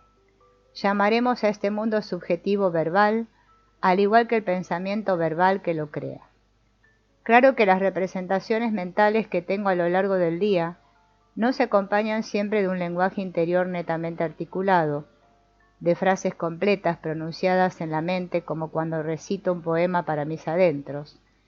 Pero cuando esta articulación verbal no se efectúa, es decir, como la estructura verbal de mi mundo interior no se manifiesta con claridad, no deja de existir de manera virtual. Mi pensamiento no deja de ser de naturaleza verbal. Mi monólogo interior está siempre estructurado de una manera que implica la utilización de palabras sean o no articuladas. Para describir la constitución de este mundo verbal, donde se va a dar el rechazo de la desintegración y de la no integración, nos valdremos de la identidad que existe entre el macrocosmos y el microcosmos. La constitución del macrocosmos es ternaria. El movimiento cósmico original, permanente, inmutable, concilia dos movimientos inferiores, uno convergente, del que dependen todos los fenómenos de integración, y el otro divergente, del que dependen todos los fenómenos de desintegración. La armonía absoluta concilia la armonía relativa, integración-convergencia, y la desarmonía relativa, desintegración-divergencia. Mostraremos que la constitución de nuestro mundo verbal también es ternaria. Implica, según la misma disposición triangular, tres movimientos, tres estructuras dinámicas. Primero hay una estructura inmutable, conciliadora. Es la estructura sintáctico-lógica. Por debajo de ella y conciliadas por ella residen dos estructuras antagónicas y complementarias. Una es egocentrada, convergente, integradora. Está dotada de armonía relativa de un sentido subjetivo, y la otra es no egocentrada, divergente, desintegradora, relativamente desarmónica, no está dotada de un sentido subjetivo. La estructura sintáctica domina la dualidad, convergencia-divergencia. En efecto, se funda por completo en el principio de identidad, que se funda en el uno, que no podría ni convergir ni divergir. Cada palabra es simbólicamente idéntica a lo que se designa. Toda definición de una palabra conlleva de modo virtual el verbo ser. Tal cosa es lo que presenta tal forma, sirve para tal uso, etc. Cada frase es una ecuación. Si bien el verbo ser no está siempre expresado, está siempre subyacente. Por ejemplo, la araña teje su tela, expresa la idea de que la acción de la araña es la acción de tejer su tela. Francia quiere la paz, expresa la idea de que el deseo de Francia es un deseo de paz, etc. Cada razonamiento es una serie de ecuaciones. Por ejemplo, Sócrates es un hombre el cual es mortal, es del todo análogo a la ecuación A igual B igual C. La sintaxis es un álgebra. Por más complicados que puedan ser los dos miembros de una ecuación algebraica, la ecuación que los contiene es en esencia una igualdad, que se basa en el principio de la identidad. Es lo mismo para cualquier frase, por más complicada que parezca. Basada en este principio de identidad, la estructura sintáctica domina la dualidad convergencia-divergencia, integración-desintegración. En efecto, la identidad no es una convergencia puesto que manifiesta la unidad principal. La unidad se puede ver lo mismo como divergencia absoluta que como convergencia absoluta, según se vea en su manifestación o en su ser, y se puede ver como ni una ni la otra. Por lo tanto, la estructura sintáctica es universal y eterna como las matemáticas. Los idiomas varían en su modalidad, según el tiempo y el espacio, pero su estructura lógica esencial permanece inalterable. Bajo esta estructura sintáctica única, universal, objetiva, reside una estructura verbal dual, subjetiva, que tiene dos aspectos, uno egocentrado convergente, el otro no egocentrado divergente. Por ejemplo, si bien mi pensamiento verbal puede crear la idea, la cocinera usa las cacerolas, también puede crear la idea, la cocinera traiciona serpientes. Estas dos ideas verbales participan de la estructura sintáctica que es una, y en ese aspecto tienen un solo y mismo sentido absoluto. Manifiestan por igual la identidad principal de todas las cosas, manifiestan tanto una como otra el movimiento mental original o la esencia de la mente. Pero, bajo la estructura sintáctica única, estas dos frases pertenecen a dos estructuras inferiores antagonistas y complementarias, una convergente y en apariencia sensata, la otra divergente y en apariencia insensata. Decimos que la primera frase es convergente o egocentrada porque esta ecuación verbal corresponde a una ecuación que existe para mis órganos sensoriales, es decir, para mi pensamiento animal individual, es decir, para mi ego. Las palabras cocinera, usar y cacerolas designan cosas que percibo asociadas en el mundo exterior, cosas que mi ego asocia. En cambio, las palabras cocinera, traicionar y serpientes designan cosas que no veo asociadas, cuya asociación no corresponde a nada que mi organismo perciba. El término egocentrado quizás sorprenda porque mi monólogo no habla siempre de mí, pero aunque yo no aparezca siempre nombrado, estoy siempre allí por identificación de la yo realidad con lo que sea que se nombra. A propósito, es interesante remarcar que la sintaxis habla del sujeto, antes del verbo y el atributo. Veamos al respecto la expresión corriente. ¿De qué tema hablará usted? Me identifico necesariamente con aquello de lo que hablo, por supuesto no siempre de modo afectivo, pero sí de modo intelectual. Decir que mi monólogo interior está centrado en algo equivale a decir que es egocentrado. Nuestro mundo verbal tiene pues tres estructuras dinámicas, una estructura general, sintáctica, armónica, absoluta, y dos estructuras particulares, una centrada, convergente, armónica, relativa, la otra no centrada, divergente, desarmónica, relativa. Estos tres movimientos de nuestro microcosmos corresponden a las tres ruedas naturales de nuestro diagrama. La estructura particular convergente corresponde a la rueda de integración que aceptamos realizar. La estructura particular divergente corresponde a la rueda desintegración que rechazamos. Y la estructura general sintáctica corresponde a la rueda no integración. Esta domina y controla las otras dos, pero no la realizamos. Estas afirmaciones pueden levantar objeciones a las que debemos responder. La primera es, ¿por qué decir que nuestro lenguaje contiene una estructura divergente? Una frase como la cocinera traiciona serpientes es artificial. La naturaleza de las cosas no implica que hablemos así, y no tenemos pues que rechazar una estructura que no se nos presenta. Esta objeción se funda en un error. Pretender que la frase divergente no está en la naturaleza de las cosas demuestra precisamente nuestro rechazo habitual de la divergencia verbal. Haga un experimento. Deje que su mente, distendida, diga lo que sea, sin preocuparse en absoluto del sentido de lo que diga. En lo que aparezca constatará dos cosas. Primero, será más o menos incoherente, divergente, lo cual prueba que esta estructura sí es parte de la naturaleza de las cosas.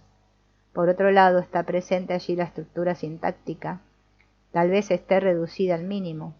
Pudo haber aparecido una serie de palabras que no formaban una frase, pero entonces cada palabra apareció separada de sus vecinas y constituía una ecuación mínima. A partir de que las palabras se unen, lo hacen según la sintaxis.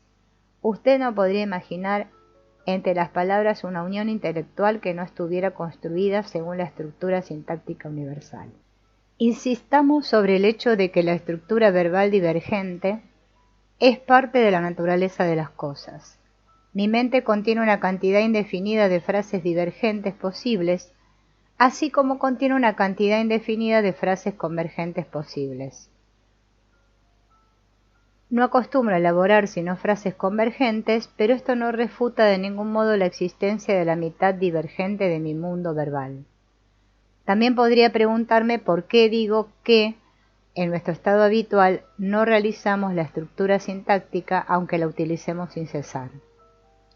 Al decir que no realizamos esta estructura, quiero decir que el sentido absoluto que le es propio se nos escapa. Cuando oigo la cocinera usa las cacerolas, comprendo el sentido particular de esta frase. Cuando oigo la cocinera traiciona serpientes, comprendo el no sentido particular de esta frase. pero no comprendo el sentido absoluto de estas dos frases, han expresado por igual, y que manifiesta la unidad principal. Al discípulo que plantea una pregunta doctrinal importante, el maestro Zen le responde: el ciprés en el patio. Cualquier otra respuesta divergente habría servido. El maestro intenta así dirigir el entendimiento del discípulo hacia el sentido absoluto de nuestro funcionamiento mental. Intenta, al menos, mostrarle al discípulo que en su intelecto verbal existe un sentido absoluto que podría iluminarlo, pero que por el momento se le escapa. Ahora hablaremos más en detalle de nuestro rechazo del lenguaje divergente. Luego mostraremos cómo este rechazo lleva a la no comprensión del sentido absoluto de nuestro mundo verbal y a una dolorosa impresión de esclavitud. El rechazo del lenguaje divergente no consiste en el hecho de que no lo ponga en práctica. No consiste en mi hábito de hablar de manera convergente, ni tampoco en mi preferencia por hacerlo. Consiste en la parcialidad teórica que alimento por el lenguaje convergente contra el lenguaje divergente. Estoy apegado al lenguaje convergente, a su apariencia sensata. Creo que su sentido es el sentido real, que debe ser, mientras que el sinsentido del lenguaje divergente es antirreal y no debe ser. Este apego es la manera en que se prolonga, en mi funcionamiento intelectual, mi funcionamiento animal que solo quiere mi integración orgánica y rechaza la desintegración. El querer vivir animal se prolonga en idolatría de la convergencia intelectual identificada con lo real, mientras que el no querer morir animal se prolonga en el rechazo de la divergencia intelectual identificada con lo no real. Idolatro la armonía relativa del cosmos y rechazo su desarmonía relativa. Quiero la pura positividad del mundo que mi intelecto recrea, es decir, su estructura puramente centrada convergente. Todo hombre tiene la nostalgia de alcanzar la verdad una en su microcosmos verbal, gracias a una convergencia cada vez más perfecta de este microcosmos. No siempre tiene una percepción consciente de esta nostalgia, pero eso no quita que exista. Cuando se hace consciente, se traduce en la idea de que debe haber en la conciencia un conocimiento explícito, expresable, que dará la clave de todo el cosmos. Un hombre como Mallarmé ha buscado deliberadamente, mediante el manejo mágico del lenguaje convergente, alcanzar una convergencia límite absoluta que trascendiera su propia forma y fuera la realidad suprema. Valoramos la opinión que decreta que sólo la convergencia verbal es real. Valoramos pues exclusivamente esta convergencia. Si el lenguaje del poeta roza a menudo la divergencia, es un juego sutil de alejamiento de la amada convergencia para gozar con más intensidad al reencontrarla. El poeta expresa correspondencias, analogías entre las cosas más alejadas unas de otras. No actúa así por voluntad de divergencia, sino al contrario para religar lo que parecía más desunido. Así hace el músico que explora el mundo de disonancias para gozar luego de su resolución, o si no las resuelve, para evocar la consonancia dorada en un contraste de potencial nostálgico. Bajo las formas de arte más desarmónicas, hallamos la nostalgia humana de una armonía absoluta a alcanzar por todos los medios, por más desesperados que sean. La pena, desde el punto de vista de mi desarrollo completo, no es que mi intelecto funcione sin cesar en modo convergente, sino que esté apegado exclusivamente a este modo y rechace el modo divergente. Este apego provoca una verdadera represión. Reprimir un funcionamiento no es no efectuarlo, sino condenarlo, verlo como que no debe ser. Al reprimir el modo divergente de mi intelecto, lo aíslo del modo convergente, lo opongo a él y transformo la dualidad estructural de mi mundo verbal en un dualismo no conciliado. Vivo desde entonces en un mundo de contradicciones donde lo verdadero y lo falso se oponen y donde estas oposiciones me ocultan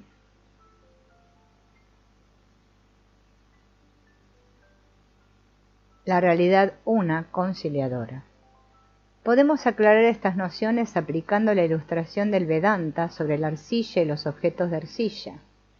Hay una serie de objetos, todos de arcilla, pero debido a mi apego por la forma particular, solo veo los objetos, no veo la arcilla de la que están hechos. Si uno de estos objetos tiene una forma agradable y útil, mientras que otro tiene una forma desagradable e inútil, experimento dos reacciones opuestas con respecto a estos dos objetos. No experimento su identidad como manifestaciones de la misma sustancia. Así sucede en mi mente, donde la misma sustancia mental, la misma esencia de la mente, reside bajo dos formas, convergente y divergente.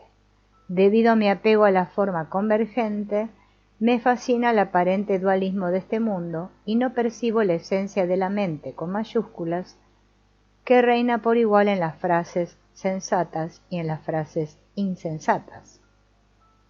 Este estado de cosas me conduce a una impresión de esclavitud. Mientras se desarrolla mi monólogo interior, tengo la impresión de no ser libre. Necesito pensar. No puedo impedirlo. Sobre todo, no pienso lo que quiero. Lo único que puedo hacer es determinar el tema que mi monólogo va a tratar. Pero las ideas, las frases particulares que aparezcan sobre este tema, vendrán a mí por su cuenta y me limitaré a recibirlas. El movimiento de mi pensamiento verbal me lleva consigo, lo quiero o no. Percibo que mi pensamiento está condicionado por la naturaleza, y al sentir esta naturaleza como extraña a mí, me siento condicionado por ella en mi pensamiento, me siento esclavizado por ella. Si mi pensamiento aparenta no ser libre, no es porque esté condicionado por la naturaleza, sino porque solo está condicionado por el aspecto de integración de la naturaleza. Para mi desgracia, solo está condicionado a medias. Si estuviera condicionado totalmente por la naturaleza, estaría autocondicionado, puesto que en virtud de mi esencia humana, con acceso al plano universal, soy la naturaleza con su estructura triangular, no integración que domina y concilia integración y desintegración. La naturaleza es mi naturaleza. Si mi pensamiento estuviera totalmente condicionado por mi naturaleza, estaría autocondicionado, por lo tanto sería libre. Tal como funciona, en la actualidad mi pensamiento acepta estar condicionado por el aspecto de integración de mi naturaleza, pero rechaza estarlo por su aspecto de desintegración. Es decir, que me identifico con mi pensamiento solo en cuanto está condicionado por la naturaleza integrante, en cuanto reviste una forma convergente. Pretendo que soy yo el que dice mis frases sensatas, mientras que la frase insensata que dejo venir se dice en mí. Me divido así contra mí mismo. El rechazo de identificarme con mi pensamiento divergente permanece teórico, en realidad. Este pensamiento me manifiesta tan bien como mi pensamiento convergente, manifiesta de igual modo en mí la esencia de la mente, que es mi esencia. Pero debido a este rechazo teórico, todo sucede para mí, desde el punto de vista que experimento, como si solo una mitad de mi mundo mental fuera yo y la otra fuera extraña. Asumo una actitud con la que no considero sino las producciones armónicas, sensatas de mi mente, producciones racionalizadas que corresponden a la idea que me hago de un pensamiento razonable. Esta es una especie de ceguera voluntaria. Así es como se inhibe en el estrabismo la visión de uno de los ojos. Quiero ignorar el funcionamiento divergente de mi mente, lo censuro. No lo dejo llegar a mi conciencia, no capto más que el aspecto convergente de mi actividad mental. Pero el aspecto divergente que rechazo captar no deja de existir porque yo pretenda que no existe. Con esta actitud, la mitad del condicionamiento de mi pensamiento por la naturaleza funciona pese a mí contra mí. En lugar de pensar de manera convergente junto al funcionamiento divergente, también aceptado en principio, pienso contra este funcionamiento divergente no aceptado. Pero si me opongo así a una mitad de mi dinamismo mental, claramente sin lograr destruirla, esta mitad se encuentra funcionando en mi contra. Mi actitud hostil hacia una parte de mi movimiento mental conduce fatalmente a la impresión de que esta parte me es hostil. Todo sucede para mí como si mi pensamiento estuviera condicionado en parte por mi naturaleza y en parte por un enemigo de mi naturaleza. Por lo tanto, aunque en realidad mi libertad sea total, tengo la impresión de estar esclavizado en mi mismo ser. Y cuanto más me doy al condicionamiento de mi pensar, solo por el aspecto convergente de mi naturaleza, rechazando su aspecto divergente, con más fuerza experimento la ilusión de estar esclavizado por lo que en realidad no me esclaviza en absoluto. Cuando mi mente, en su totalidad, se deja condicionar de manera exclusiva por una mitad de su naturaleza, de esta esencia de la mente con mayúsculas, que es su naturaleza, la actitud que asumo implica el condicionamiento del todo por una parte. Esta situación se siente como anormal y esclavizante. Esta esclavitud es por lo tanto una autoesclavitud, puesto que es mi mente la que rechaza estar autocondicionada y así libre. Al discípulo que reclama la liberación, el maestro Zen le responde: ¿Quién te ha esclavizado? Nadie excepto tú. ¿Por qué pides que se te libere? Nuestro apego a la estructura convergente de nuestro lenguaje constituye la raíz profunda de nuestro apego en general, que se manifiesta a propósito de tales o cuales cosas particulares. Esta afirmación podría sorprender. Sin embargo, todo apego que tengo por una cosa particular es apego a esta cosa en mi mundo mental, es decir, en mi representación mental de esta cosa, representación que se inscribe y se articula en la arquitectura mental convergente a la que estoy apegado. Hay allí toda una jerarquía de apego suspendida de un apego principal del que depende todo el resto. Y este apego principal es el apego al lenguaje convergente. En él consiste la presa de la que habla el Zen cuando nos dice: suelta. Las respuestas en apariencia absurdas de los maestros Zen nos proponen la mayor de las lecciones. Nos muestran que la raíz de nuestra aparente esclavitud reside en nuestro funcionamiento intelectual, en la manera en que utilizamos el lenguaje. Los dos automatismos de la mente. Resumamos de entrada lo que hemos visto, dándonos cuenta que lo que llamamos mi vida, objeto de todas nuestras preocupaciones, esperanzas, miedos, es el mundo representación tal como lo crea mi mente, gracias a mi intelecto verbal. Mi vida es mi mundo verbal. Este mundo está constituido de manera triangular. En la cima del triángulo se encuentra la estructura sintáctica del lenguaje, dotada de sentido absoluto, puesto que manifiesta directamente el uno principal. Debajo se encuentra el lenguaje convergente, dotado de un sentido relativo, y el lenguaje divergente, dotado de un contrasentido relativo. Estoy apegado a mi lenguaje de sentido relativo tensado sobre él. Por eso los dos polos relativos están prácticamente opuestos uno al otro.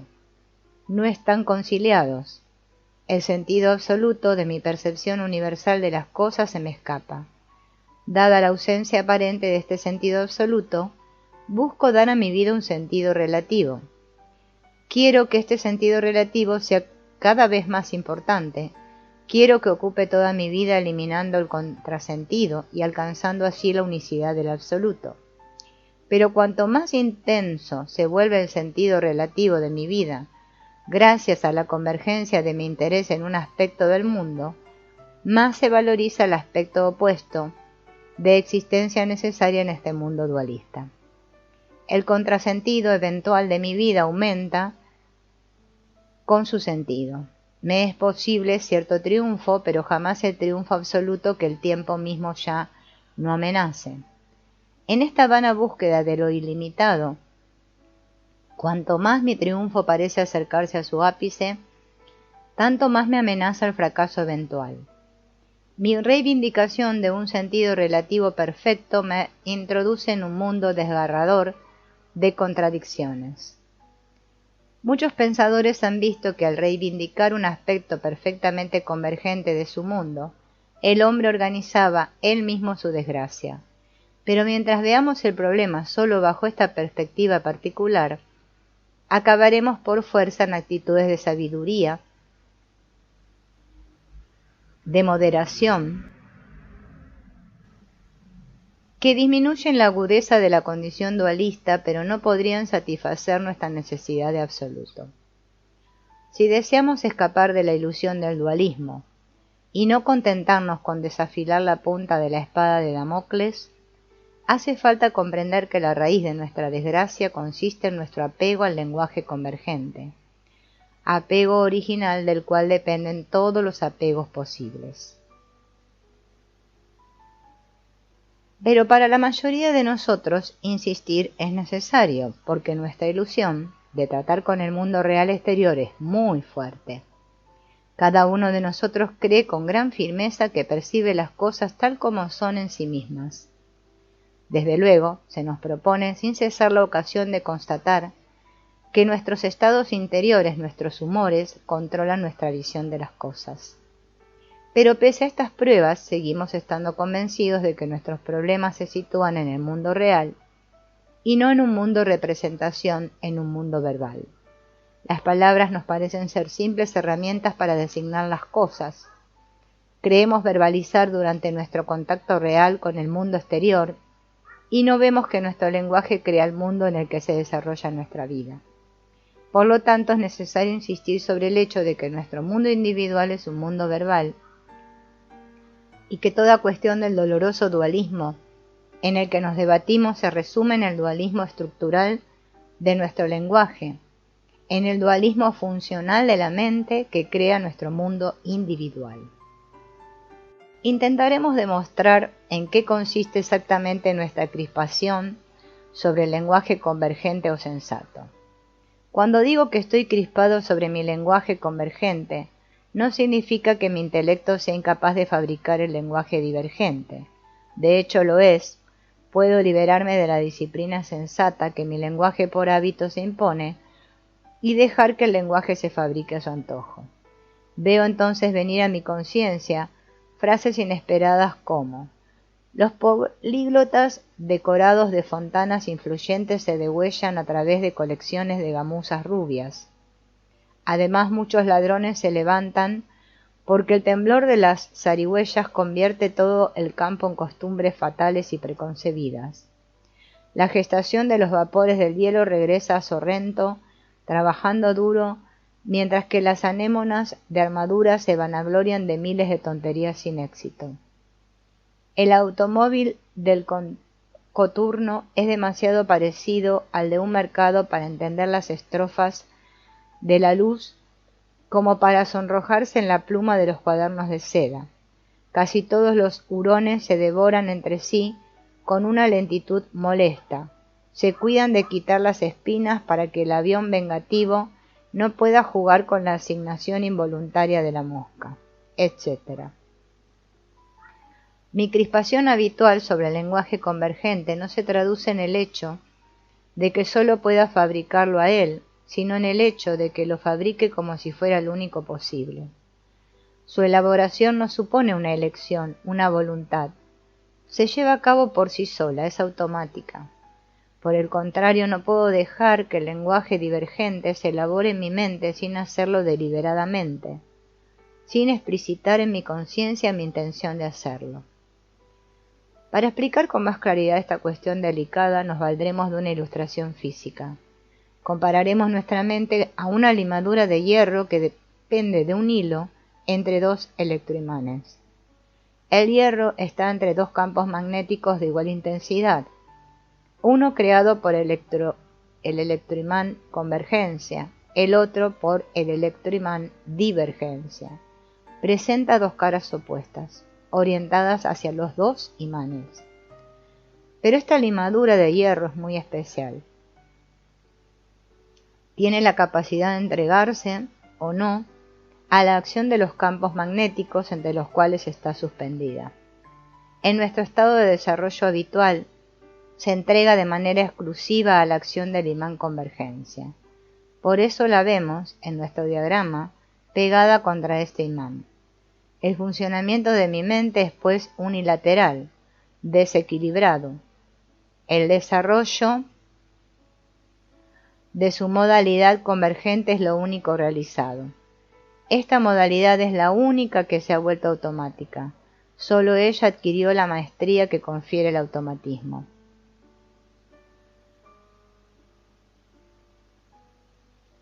El automatismo es el resultado de un desarrollo funcional. Confiere la independencia, la libertad. El pianista que ha desarrollado todos los automatismos de su arte es independiente de su técnica y posee total libertad de interpretación musical. Mi intelecto, mediante el desarrollo de sus automatismos de convergencia, ha conquistado una mitad de su libertad. Pero la otra mitad todavía le falta. Por lo tanto, el hierro que lo representa en nuestro diagrama está pegado al imán convergencia, prisionero de su libertad unilateral. Su situación normal, al término de un desarrollo completo de sus posibilidades, estaría exactamente a medio camino de los dos imanes, participando de sus campos magnéticos por igual. Solo en ese punto sería del todo libre. En su estado de desarrollo habitual, mi intelecto rehúsa la acción del imán divergencia. Es como si la limadura de hierro estuviera recubierta del lado derecho de una capa aislante e impermeable al magnetismo. Cuando dejo que mi mente funcione en modo divergente, me entrego a la imantación divergente, disminuyo poco a poco el espesor de la capa aislante que recubre la cara derecha de la limadura de hierro. Cuando nací, la limadura estaba aislada de las dos caras, estaba pues a medio camino de los dos imanes, pero excluida de su acción. En el momento en que apareció en mí la conciencia intelectual, se dio a la limadura la posibilidad de deshacerse poco a poco de las dos capas aislantes. Pero debido al impulso vital convergente, esta posibilidad no se utilizó más que para la capa aislante de la cara izquierda, situada del lado del imán convergencia. Este proceso de desaislamiento, de denudación, de apertura, se efectuó desde la primera infancia hasta la adolescencia. Desde que empezó el hierro entró en contacto con el imán convergencia, pero sin estar aún presionado contra él. A medida que se desarrollaron los automatismos intelectuales convergentes, el hierro completó la denudación de su cara izquierda y se halló cada vez más comprimido contra el imán. Esta presión alcanzó su grado máximo definitivo cuando se completaron los automatismos intelectuales convergentes, es decir, durante la adolescencia, luego no cambió más. Si en virtud de mi comprensión ahora empiezo a desarrollar mis automatismos intelectuales divergentes, abordo la segunda mitad de mi realización, emprendo la denudación progresiva de la cara derecha de la limadura de hierro. Mientras este nuevo proceso no se haya completado, el hierro permanece en contacto con el imán convergencia, pero la presión que pega al hierro contra el imán disminuye en intensidad. Es sólo cuando los automatismos de divergencia están desarrollados por completo, al mismo nivel que los de convergencia, es sólo en este instante que el hierro deja súbitamente el imán izquierdo para colocarse a medio camino entre ambos imanes. Esta ilustración da cuenta de cierta cantidad de nociones importantes sobre nuestra realización. El Zen nos dice que la realización es abrupta, súbita. El hierro no se desplaza poco a poco desde el imán convergencia hasta la posición del medio, se desplaza de golpe. En el instante en que su cara derecha se halla denudada por completo, tanto como la cara izquierda. Pero esta realización abrupta es precedida necesariamente por un contratrabajo progresivo. Es de manera progresiva que el hierro denuda su cara derecha al desarrollar poco a poco los automatismos del lenguaje divergente. La realización es un retorno a los orígenes, a la infancia, a la inocencia del animal. El hierro denudado en ambas caras regresa al punto en el que se hallaba cuando estaba aislado en ambas caras. En este sentido, el hombre realizado vuelve a ser como el niño, sin embargo, difiere de él. El hierro totalmente denudado está en el mismo punto que el hierro totalmente aislado, pero ahora participa de ambos campos magnéticos de la mente cósmica. El suceso Satori se representa con el desplazamiento instantáneo del hierro, que se vuelve a colocar entre los dos imanes. Pero el estado Satori siempre estuvo ahí. Al hierro no le faltaba nada para situarse en la posición del medio.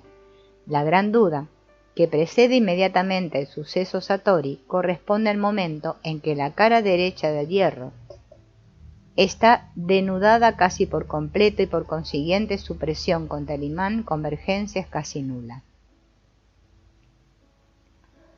Que el hierro haya vuelto a medio camino entre los dos imanes no significa que el hombre realizado hable un lenguaje nuevo. Este hombre habla el lenguaje convergente que corresponde a la vida, a la convergencia de la vida, pero lo hace desde una perspectiva en la que desapareció la oposición del sentido y del contrasentido. A causa de ello, este hombre ya no quiere solo el sentido relativo de su representación formal del mundo, sino también el sentido absoluto de la esencia de la mente que lo preside. Mientras los automatismos intelectuales convergentes sean los únicos que están desarrollados, el hierro estará presionado contra el imán convergencia. La responsable de esta presión, que corresponde a nuestra sensación de esclavitud, no es la misma convergencia, sino el desarrollo de la divergencia. El hombre medio no está esclavizado por estar ya desarrollado a medias. Tiene la impresión ilusoria de estar esclavizado por su desarrollo actual, por su semi-libertad, pero una libertad incluso a medias no podría esclavizar. Nuestra sensación de esclavitud proviene del hecho de que buscamos nuestra realización persistiendo en la dirección en la que ya hicimos la primera mitad de la tarea, mientras que la segunda mitad implica ir en la dirección opuesta. Con esta actitud ignorante creemos tropezar con un obstáculo infranqueable. Sin embargo, en realidad no hay ningún obstáculo. En lugar de volver sin cesar sobre el trabajo ya hecho, podemos aplicarnos al contratrabajo necesario. Es como si el hierro de nuestro diagrama, después de haber denudado por completo su cara izquierda, sufriera la presión contra el imán convergencia e intentara denudar aún más su cara izquierda para aliviar la presión. En realidad la presión no viene del hecho de que la denudación de esta cara izquierda sea insuficiente, sino de que la cara derecha haya permanecido cubierta por la capa aislante. Otras veces el hombre maldice su intelecto y lo responsabiliza de sus desgracias. Aspira a un embrutecimiento salvador, como si el hierro aspirara a reconstituir la capa aislante que antes cubría su cara izquierda. Pero eso es imposible. La evolución es progresiva, no puede hacerse marcha atrás. En realidad, el desarrollo de automatismos intelectuales convergentes no es en modo alguno una esclavitud, constituye la primera mitad de la liberación, y el desarrollo de los automatismos intelectuales divergentes no será una segunda esclavitud que agravará la primera o la sustituirá. Será la segunda mitad de la liberación. El hombre ignorante a menudo ve al revés la cuestión del automatismo. Se ofende cuando se le habla de la criatura humana como un autómata. Ciertas teorías sobre nuestro desarrollo avergüenzan al hombre semidesarrollado al decirle que es un autómata. En realidad, el autómata es algo en lo que reside el principio de su propio movimiento. Está autocondicionado, por lo tanto es libre, en la medida en que está desarrollado su automatismo. El hombre medio está en una condición imperfecta y dolorosa, porque su automatismo solo está realizado en su mitad convergente, mientras que su naturaleza real le permite realizarlo en conjunto. El ser humano tiene en sí todo lo necesario para ser el autómata perfecto, para realizar en sí los dos aspectos del yang, convergencia y divergencia, conciliados con el yin en el pavo. Puede realizar en sí el principio absoluto, lo incondicionado y ser perfectamente libre como perfecto autómata de su propio principio. Nuestro diagrama da cuenta de estas nociones. El sufrimiento del hierro no proviene del hecho de que esté atraído por el imán convergencia, sino del hecho de que no esté atraído más que por él y que por eso se comprima contra él. Cuando esté atraído al mismo modo por el imán divergencia, no estará comprimido a la vez contra ambos imanes, se situará entre ellos libre de toda presión. No hay un único trabajo interior realizador opuesto a la vida no realizadora.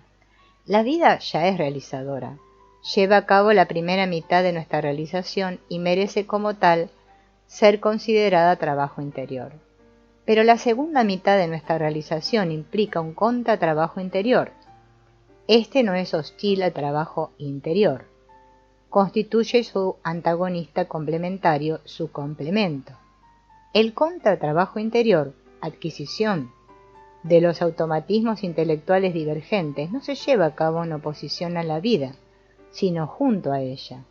No se trata de luchar para destruir nuestro apego actual, que es en esencia apego a la convergencia intelectual, sino de desarrollar un contraapego que realizará con el apego el no apego, la libertad. Empleamos el término contra a falta de uno mejor para expresar la idea de antagonista y complementario, pero esta palabra no debe de ninguna manera evocar la idea de conflicto, de esfuerzo, la de destruir a un enemigo. Vemos, pues, que no se trata de construir en nosotros la mente cósmica, es decir, de desarrollar el funcionamiento normal o perfecto de nuestro intelecto. Este funcionamiento normal no necesita desarrollarse, ya reside en nosotros como principio de nuestro funcionamiento actual. Se trata de obtener el gozo de esta mente cósmica al desarrollar el funcionamiento divergente de nuestro intelecto, funcionamiento que no es ni más ni menos normal que nuestro funcionamiento convergente, y que constituye su complemento necesario. No tengo que desarrollar el estado de Satori en mí, no tengo que trabajar hacia mi realización intemporal, solo tengo que completar la realización temporal de mi intelecto a fin de perder la dolorosa impresión de vivir en las tinieblas exteriores. Trabajo interior y contratrabajo interior están en el mismo plano. No tengo que ascender, escalar no sé qué grados de estado de conciencia. No tengo que organizar en mí una lucha de lo alto contra lo bajo. Lo que tengo que hacer para completar la primera mitad de mi realización es muy simple y reside en el plano de mi intelecto cotidiano. Nuestro lenguaje habitual convergente es el instrumento de nuestra voluntad de experimentar. Al crear gracias a este lenguaje un mundo egocentrado, nos experimentamos como siendo absolutamente en cuanto distintos, como causa primera del mundo donde vivimos. Nos experimentamos más o menos positivos o negativos en la alegría o el sufrimiento, según nuestro mundo representación se halle más o menos bello, bueno, verdadero, o feo, malo, falso. En este mundo egocentrado, vibramos a través de nosotros mismos, de nuestro mismo centro, vibramos como totalidad y no como un agregado de partes. Experimentamos una vida afectiva ideal, como si la idea de mi yo entrara en consonancia o disonancia al contacto del mundo exterior.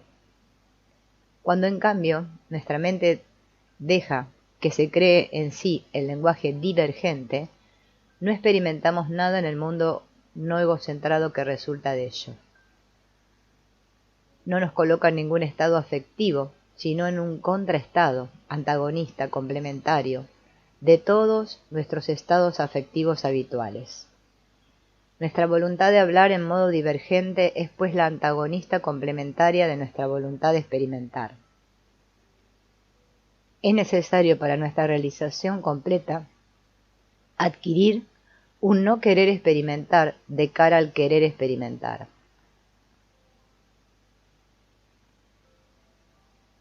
Veamos ahora la naturaleza exacta de los lenguajes convergentes y divergentes, la manera en que se conforman y funcionan, su anatomía y su fisiología. Los dos lenguajes utilizan los mismos elementos, las palabras, y es esta palabra lo que debemos estudiar antes que nada. Considerada en sí misma, la palabra es un gesto, como todo gesto implica una acción muscular y una acción mental. Lo ejecutan los músculos respiratorios de la laringe, la faringe, la boca y la lengua. Todos estos músculos pueden ser designados en cuanto sirven al lenguaje, musculatura verbal. Antes de que lo ejecuten los músculos, el gesto palabra es concebido por la mente.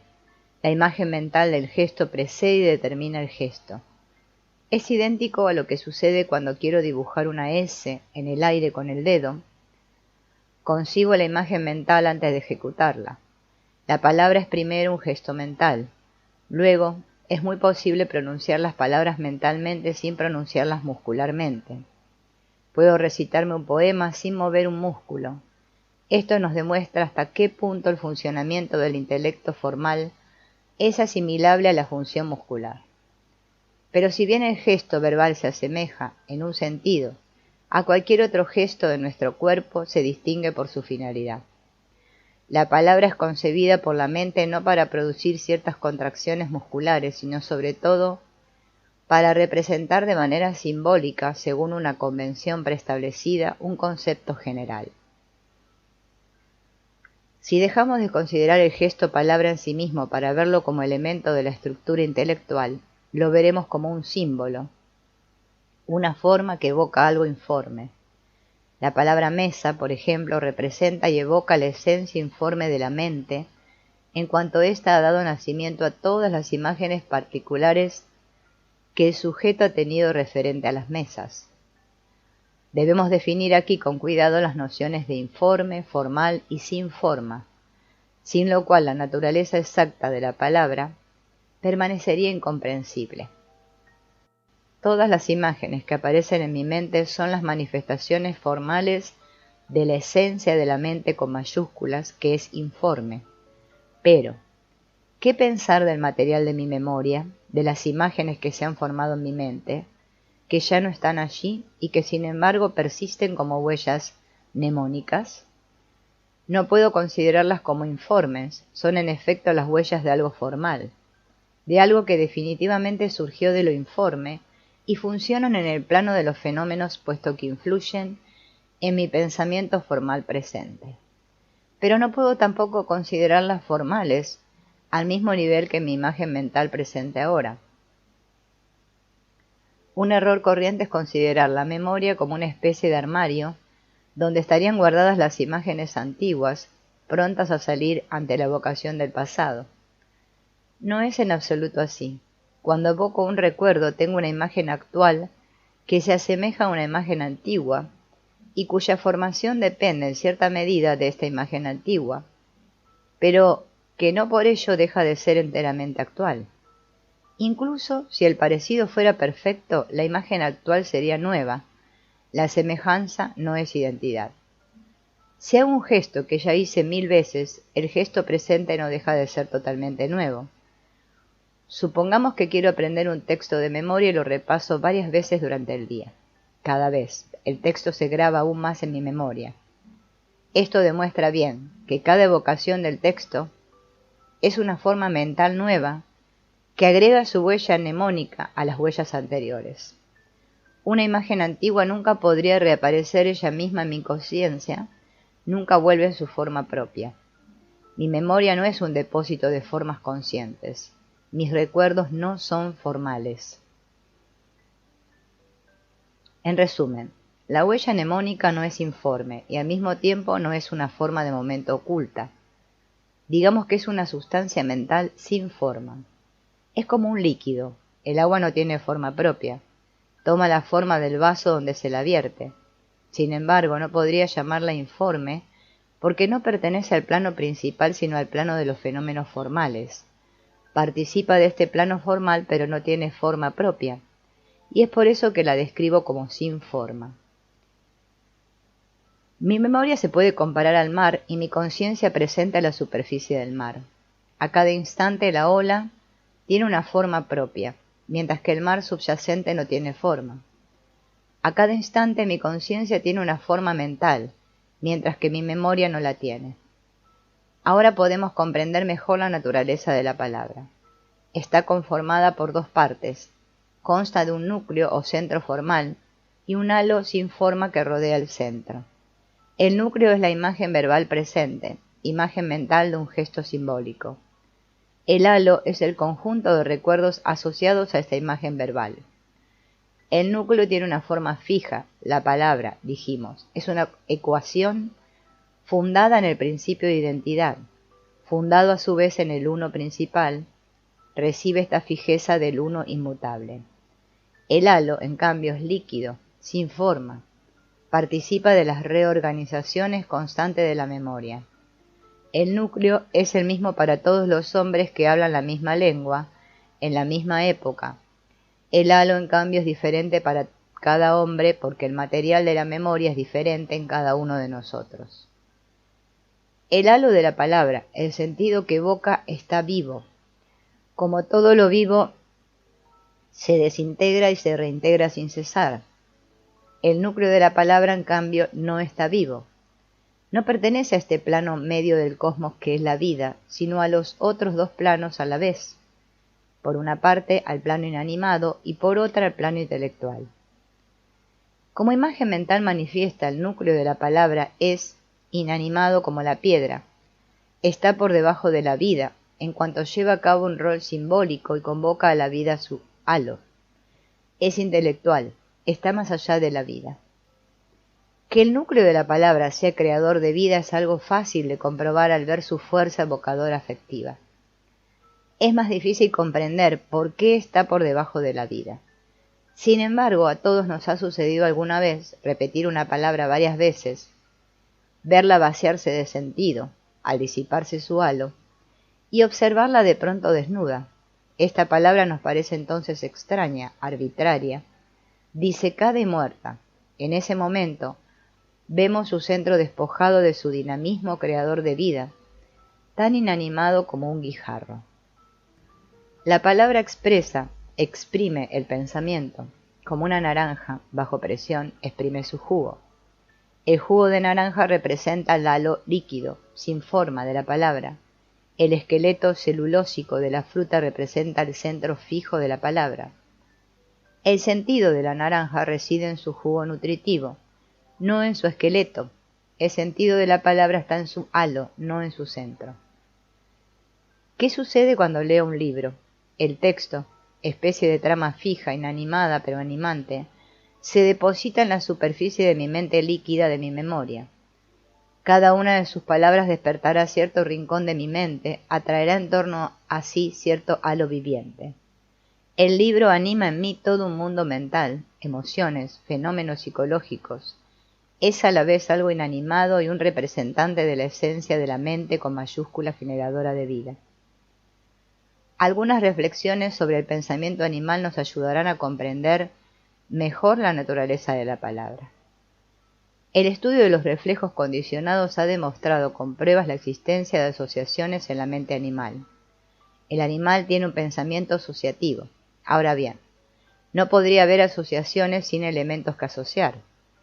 A estos elementos que corresponden en el animal a lo que en el hombre son las ideas verbales, los vamos a llamar nociones y luego justificaremos el uso de este término. Dijimos que el animal a falta de intelecto no experimenta, pero percibe y siente como el hombre. Percibe imágenes que su mente fabrica a partir de estímulos exteriores. Y estas imágenes dejan en él huellas mnemónicas, una memoria. Cuando el animal percibe algo con lo que ya ha estado en contacto, la imagen que se fabrica de la cosa se suma a todas las huellas mnemónicas que le están asociadas. La imagen presente constituye un centro en torno al que se agrega un halo de recuerdos. El conjunto no es como en el hombre, una idea de naturaleza verbal, sino una noción no verbal. La noción del pensamiento animal consta de un centro y un halo, como la idea verbal humana. Difiere de esta no por la naturaleza de su halo, que es idéntico, sino por la de su centro. Aquí el centro no es una palabra, es decir, un fenómeno producido por el sujeto mismo, según una convención que les propia, sino una imagen totalmente impuesta al sujeto por el mundo exterior y por la naturaleza de sus medios de percepción. Este centro está situado en la vida, como su halo. La conciencia de un perro no contendrá la noción de su amo a menos que la vida le haga percibir a su amo o algo que esté asociado a él. Decimos que el pensamiento animal está hecho de nociones, porque estos elementos representan cierto conocimiento del cosmos. Pero este pensamiento depende por entero del desarrollo de circunstancias exteriores y es incapaz de crear un mundo o representación propio a él. Como los núcleos de las nociones animales pertenecen a la vida, el pensamiento animal no puede generar ningún pensamiento lógico fundado en el uno más allá de la vida. Este pensamiento es totalmente líquido y no puede contener ninguna identificación fija. Puede haber asociaciones complejas, pero no razonamientos lógicos. Vemos pues la diferencia esencial que existe entre el pensamiento animal y el pensamiento humano.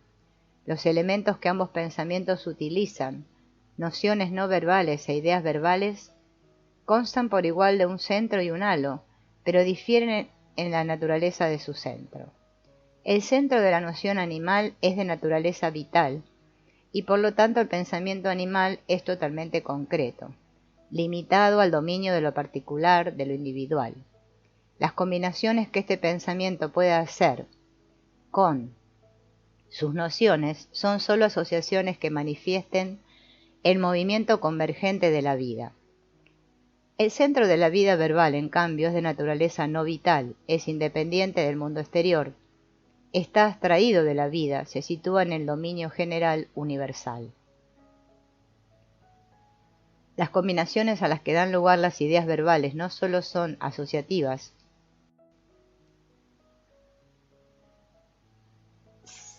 sino también identificadoras o lógicas. El carácter fijo de la palabra, centro de la idea verbal, permite combinaciones fijas, inmutables. Es la estructura sintáctica algebraica, fundada en el principio de identidad. Debido a esta estructura identificadora fundada en el uno principal, el pensamiento humano crea un mundo propio en cada individuo pensante, mundo que tiene la misma arquitectura que el cosmos. El mundo creado por el pensamiento animal, en cambio, no es sino un aspecto particular del cosmos y no se sitúa en el plano estructural del todo. Concluiremos diciendo que la palabra, como centro de la idea verbal, es fija e inalterable. ¿Cómo conciliar esta afirmación con la multiplicidad de idiomas y sobre todo con el hecho evidente de que las lenguas evolucionan con el tiempo? Una comparación nos ayudará a resolver esta aparente contradicción. Las leyes promulgadas por una sociedad fijan los derechos y obligaciones de los ciudadanos. Estas leyes se modifican en el transcurso del tiempo, es decir, que las modalidades según las que el legislador fija las obligaciones de cada uno son modificadas, pero eso no impide que las leyes sean cosas fijas, inalterables, en el momento en que existen y en cuanto intervienen en la vida de la sociedad. Se pueden modificar las convenciones que son las leyes, y eso bajo influencia de la vida, pero cada una de estas convenciones es, pues, por su naturaleza fija, se ve claro en el término jurídico arrestado. Las leyes se modifican de vez en cuando, pero estos cambios son sacudones mediante los que se salta de una fijeza a otra. No tienen nada que ver con la evolución vital que consiste en un cambio incesante y continuo. También las convenciones, que son las palabras, se modifican en el transcurso del tiempo, pero no son menos fijas para un hombre dado en un momento dado.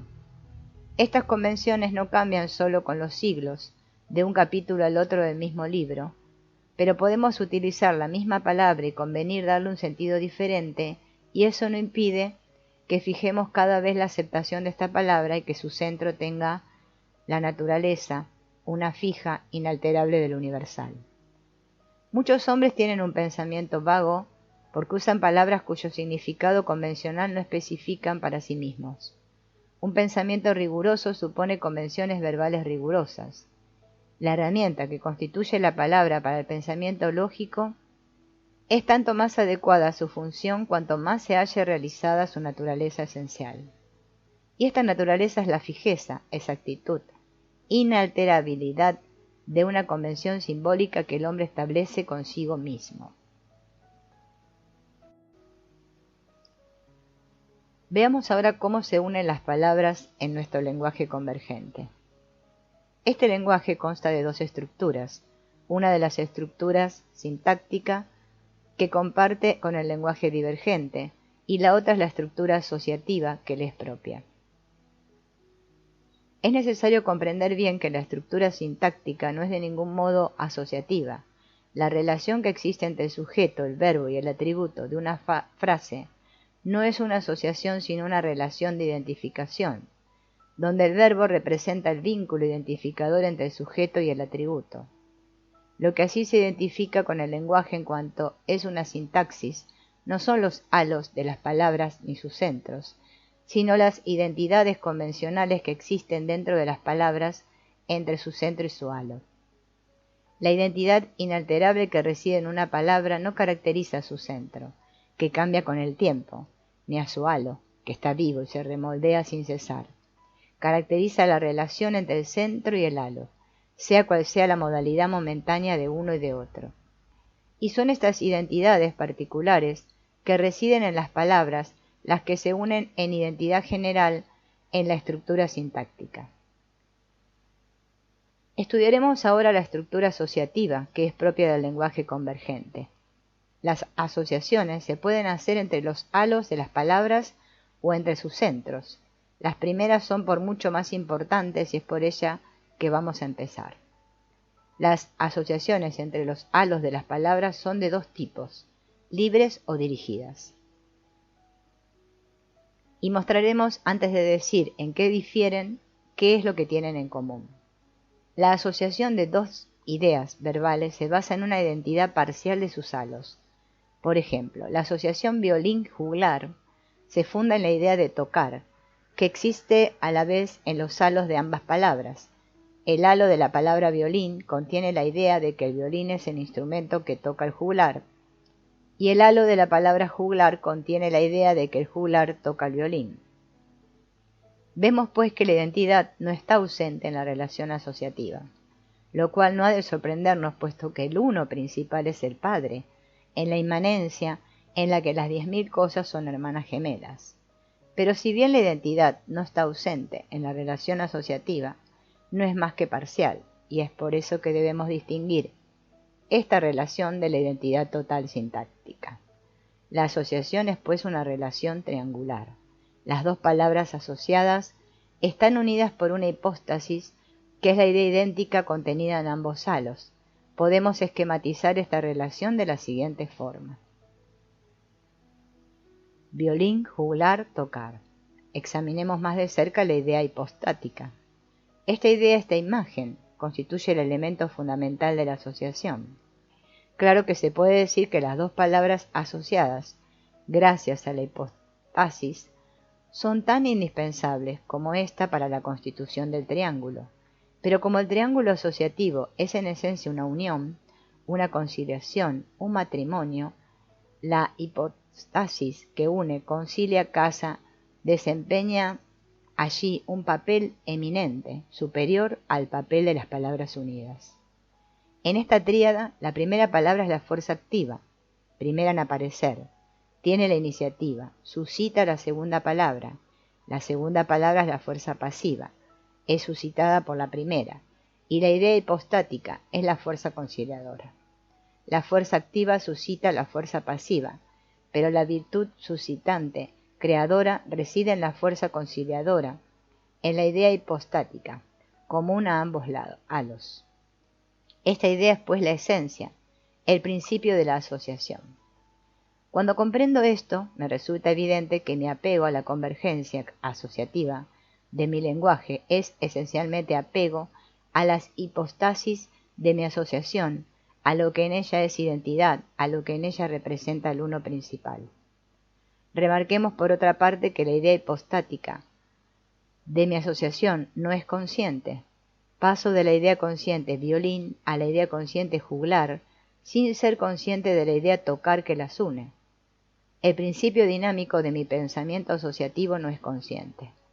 No sorprende entonces que sienta que la palabra juglar me llega a mi conciencia sin que yo haga nada. Puesto que considero que soy mi conciencia y no mi inconsciente principal, el origen de mis imágenes conscientes me parece extraño a mí mismo. Tengo la impresión de que mis ideas me llegan como cartas por correo, un organismo extraño en mi organismo. El trazo horizontal continuo de nuestro triángulo corresponde al aspecto consciente de la asociación. Los dos lados punteados corresponden a su aspecto inconsciente. Hemos dibujado el triángulo con la punta hacia abajo porque solemos imaginarnos el inconsciente como una profundidad subyacente a nuestro consciente, el mar bajo las olas. Las asociaciones se encadenan de manera continua. La segunda palabra de una constituye la primera de la siguiente. Si fantaseo a partir de la palabra violín, puedo tener las asociaciones: violín, jugular, aldea, campo, vacaciones, descanso. Podemos representar estas asociaciones con sus hipóstasis de la siguiente manera. El trazo continuo y recto que une las palabras asociadas representa la parte consciente de mi fantasía. El trazo punteado y zigzagueante que pasa por las ideas hipostáticas representa la parte inconsciente. El trayecto de mi pensamiento consciente se realiza de asaltos. Salto de manera súbita a la idea violín, a la idea juglar, y de esta a la idea aldea, etc. En cambio, el trayecto de mi pensamiento inconsciente es continuo. Vemos que nuestro lenguaje asociativo implica un doble proceso, con una mitad asociada y consciente y la otra hipostática e inconsciente. Este doble proceso no es otro que el proceso imaginativo emotivo del cual está hecho nuestro monólogo interior habitual. Examinaremos antes lo que distingue ambos tipos de asociación, las dirigidas y las libres. Las asociaciones que se suelen formar en mi mente son más o menos dirigidas. Mis ideas giran en torno a un tema que desempeña el papel de idea directriz. Cuando fantaseo, el tema de mi ensoñación se modifica a menudo, paso con frecuencia de una idea directriz a otra, pero a cada momento las imágenes de mi película giran en torno a una imagen que las centra. En este caso, la hipóstasis implícitas que vimos que existían debajo de las imágenes asociadas están a su vez unidas por una hipóstasis común más general. Cuando reflexiono sobre una cuestión, mi tema de reflexión es mucho más estable que los temas de mi ensoñación. La hipóstasis común bajo mi película imaginativa puede seguir siendo mucho tiempo la misma. Esta hipóstasis es continua y por tanto está implícita, pero de vez en cuando se explicita. Por ejemplo, mi reflexión mientras escribo implica de una punta a la otra la idea hipostática de asociación. Esta idea permanece estable implícitamente y se explicita de vez en cuando cada vez que vuelve al texto la palabra asociación. Es fácil ver en este pensamiento asociativo dirigido que mi apego a la convergencia de mi lenguaje es en esencia apego a su parte hipostática implícita o inconsciente. La idea directriz de mis asociaciones es, mientras dura, una idea fija. Es a ella que estoy apegado y no a las múltiples imágenes conscientes que nacen de ella. Todas estas imágenes vienen a mí en función del interés que pongo en su idea directriz. Las asociaciones libres no son habituales, suponen cierto esfuerzo de distensión mental, de desconcentración, de no reflexión. Requieren, en la práctica, la intervención de otra persona. Esta persona me dice una palabra que escucho y dejo resonar en mí y pronuncio sin reflexionar. La primera palabra que me viene es la conciencia. En este caso, no hay en sentido estricto una idea directriz, no hay hipostasis general, pero hay una idea hipostática particular como en toda asociación. ¿Por qué me vino tal idea asociada y no otra? La palabra que me dieron implicaba en su lado una multitud de nociones y cada una de las nociones habría podido, por identidad, enganchar el halo de otra palabra y hacerla venir a mi conciencia. Es decir, que el halo de la palabra dada podía ocasionar la activación de múltiples hipóstasis, cada una correspondiente a una idea asociada diferente. ¿Por qué tal noción contenida en el halo de la palabra dada desempeñó el papel de hipóstasis con exclusión de todas las demás? Porque esta noción particular en el momento del ejercicio tenía para mí mayor carga afectiva que todas las demás. De todas las ideas hipostáticas posibles, era esa a la cual estaba más apegado, la que correspondía a la convergencia más intensa. Así, mis asociaciones libres me informan sobre las modalidades particulares de mi apego general a mi representación del mundo. Las asociaciones libres representan el funcionamiento convergente más simple, más elemental de mi pensamiento. La convergencia es mucho más marcada en las asociaciones dirigidas, incluso si me limito a fantasear, puesto que entonces las ideas hipostáticas están centradas en torno a una idea directriz. La menor asociación es ya una concentración mental. El triángulo asociativo elemental concentra las dos ideas asociadas en torno a la idea hipostática. Luego vienen todos los grados de esta concentración, según la amplitud de la idea directriz fija, en torno a la cual se desarrollan las asociaciones elementales. De esta manera, vemos que el lenguaje convergente manifiesta con mayor o menor intensidad nuestro apego a la convergencia y la convergencia en sí. Nuestro pensamiento asociativo consta de una parte asociada consciente y una parte hipostática inconsciente. Constituye el doble proceso imaginativo emotivo, del cual está hecho nuestro monólogo interior habitual. Los dos aspectos de este proceso, el imaginativo y el emotivo, son coexistentes, pero aún así distintos. En efecto, es a las ideas hipostáticas implícitas que estoy apegado, no a las imágenes conscientes. En cuanto soy consciente de mi película imaginativa, no estoy apegado a él, no experimento, no me emociono. Mi pensamiento consciente es no afectivo, puramente intelectual. En cambio, mi pensamiento me afecta, me emociona, mediante las ideas hipostáticas no formuladas que residen bajo mis asociaciones y las engendran. Mi pensamiento me emociona mientras no aparece en mi conciencia. En definitiva, solo la mitad invisible de mi lenguaje asociativo es emotiva, mientras que su mitad visible es puramente intelectual. Si tengo la impresión de que las imágenes de mi película me afectan, es porque las confundo de modo ilusorio con las ideas hipostáticas que suscitan su aparición y que no veo. Consagremos un breve párrafo a las asociaciones que se realizan no entre los halos de las ideas verbales, sino entre sus centros. Son aliteraciones, tales como parte, párrafo, párpado, o venganza, andanza, elegancia, o pariente, garante, garabato. Aquí, la hipóstasis no es una noción perteneciente a los halos de las palabras asociadas, sino una parte del propio gesto palabra. Estas asociaciones son en cierto sentido musculares, implican una identidad parcial del gesto verbal. Es útil, para comprender mejor la naturaleza de nuestra película imaginativa, volver al pensamiento animal. Las asociaciones de este pensamiento se realizan entre los halos de las nociones y entre sus centros. Las asociaciones entre los halos se asemejan plenamente a las que hemos estudiado en el hombre. Después de la experiencia, la noción que un perro tiene del azote implica en su halo el recuerdo del sufrimiento, y este recuerdo desempeñará el papel de hipóstasis que suscita una noción asociada, la de huir o tumbarse al suelo gimiendo o alguna otra cosa. Pero las asociaciones entre los centros de las nociones animales difieren de lo que son en el hombre, puesto que estos centros no son imágenes verbales fijas, sino imágenes mentales en movimiento calcadas de la realidad exterior presente. Estas asociaciones no son otras que el desarrollo de circunstancias exteriores percibidas por la mente del animal. El animal no tiene como el hombre dos tipos de película imaginativa, una calcada de la realidad, el otro inventado. No hay sino una película calcada de la realidad, sea la realidad presente, sea de la realidad pasada.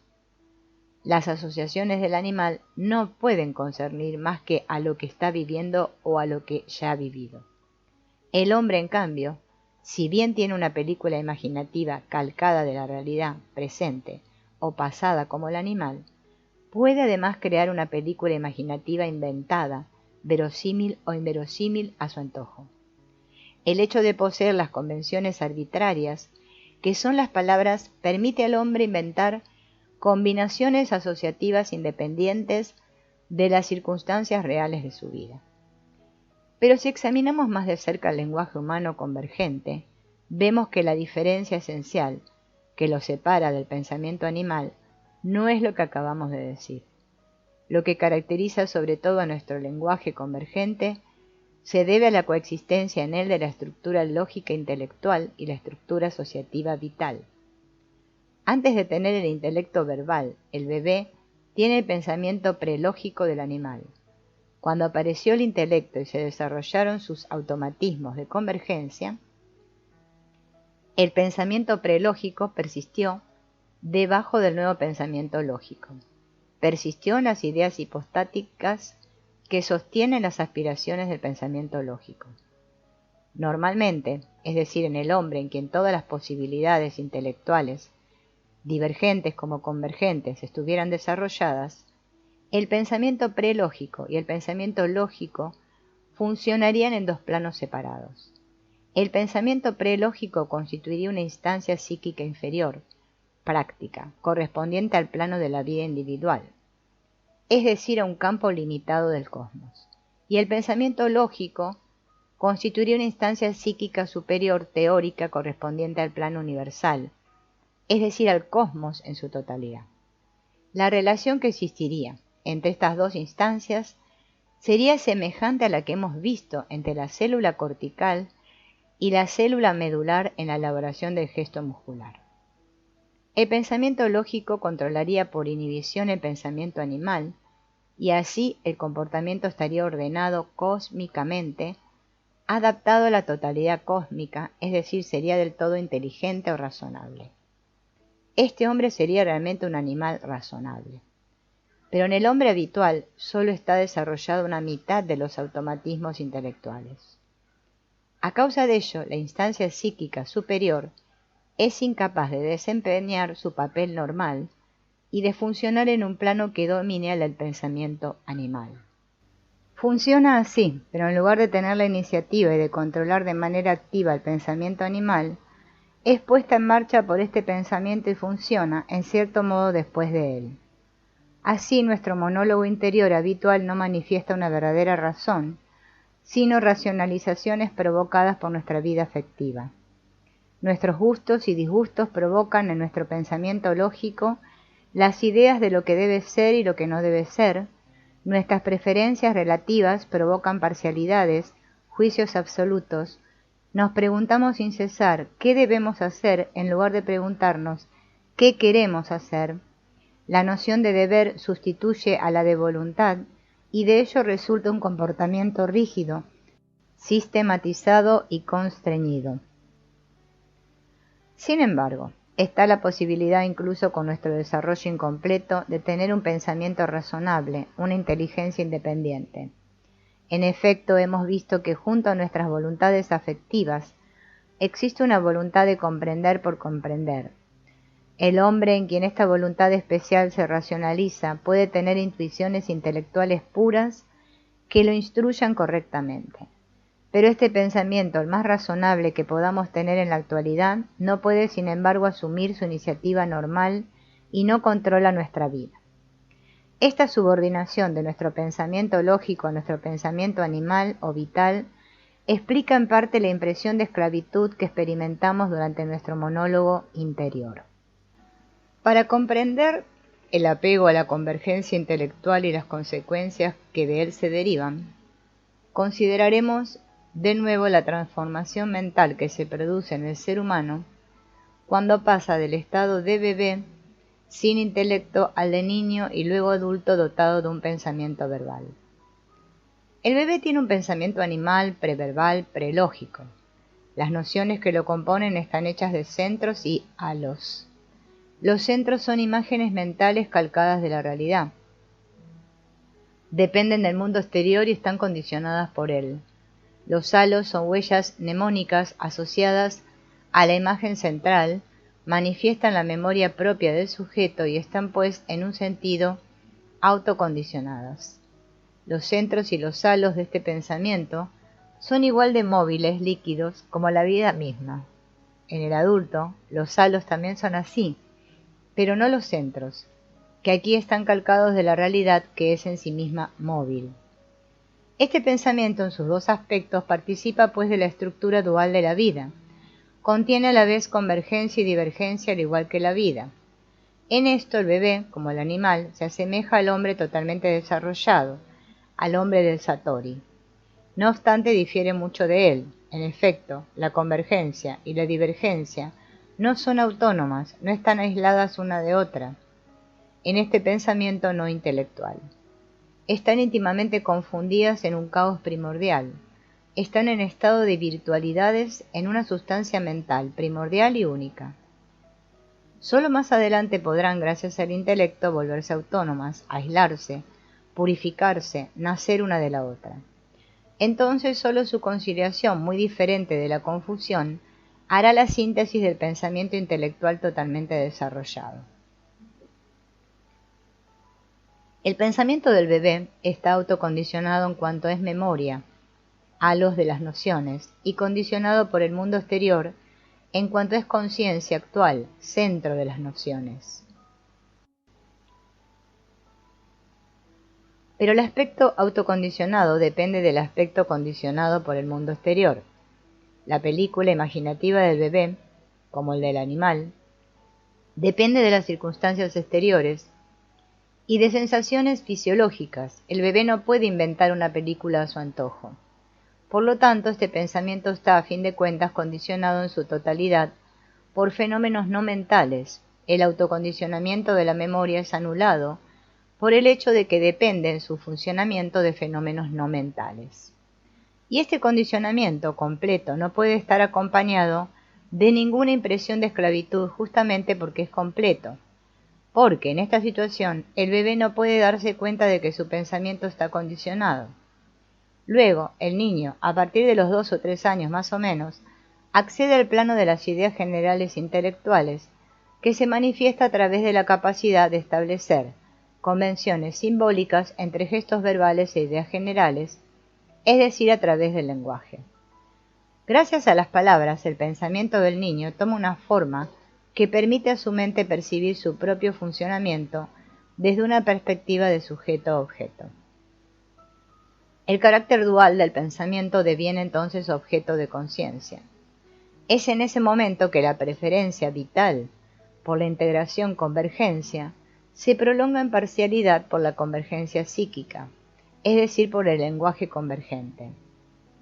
Así como el pensamiento animal para funcionar tiene necesidad de objetos definidos, captables, que presenten una aparente permanencia y de apoyarse así en un mundo exterior coherente, el pensamiento intelectual tiene necesidad de apoyarse en un mundo representación definido, coherente, que presente una aparente permanencia, un sentido aparente. Tal como es, el pensamiento animal dual, que funcionaba hasta entonces, no puede ser un objeto aceptable para el intelecto. Debido a la mezcla que implica entre la convergencia y la divergencia, es un objeto inutilizable para el funcionamiento del intelecto. Al ser inutilizable, es negador, por lo tanto intolerable. Por ese motivo el niño separa la divergencia, a la que excluye, de la convergencia, a la que acepta y utiliza. Es sólo más adelante, una vez que la convergencia intelectual esté bien establecida sobre sólidos automatismos, que se podrá abordar la divergencia. Esto es importante para comprender nuestro funcionamiento mental actual, que lo repetiremos con una formulación algo distinta. El pensamiento del bebé es totalmente móvil, líquido, le falta la inalterabilidad que habrá en las palabras, en la relación de identidad entre el centro de la palabra y su halo. Este pensamiento líquido manifiesta a la vez la integración y la desintegración, nace y muere a cada instante, según el modo vital, como el organismo material. Sin poder concebir las ideas abstractas de vida y de muerte en general, el bebé quiere lo que favorezca su vida. cosas particulares y en movimiento, pero no quiere todavía su vida, la idea general e inalterable. Cuando aparece el intelecto, el niño concibe las ideas generales de vida y de muerte. Quiere su vida y rechaza su muerte, quiere la integración y rechaza la desintegración. En el plano somático o grosero, el niño percibe su cuerpo, lo percibe como una integración manifiesta que se desarrolla con capacidades constatables. Tiene formas precisas, descriptibles, aparentemente estables a cada instante, que garantizan al niño su ser y lo tranquilizan sobre su nadidad. En el plano psíquico o sutil, en cambio, el pensamiento preverbal no presenta ninguna forma aparentemente estable, captable, que afirme el ser psíquico y rechace el no ser. Este pensamiento se niega al mismo tiempo que se afirma. Constituye un mundo indescriptible porque se desordena al mismo tiempo que se ordena.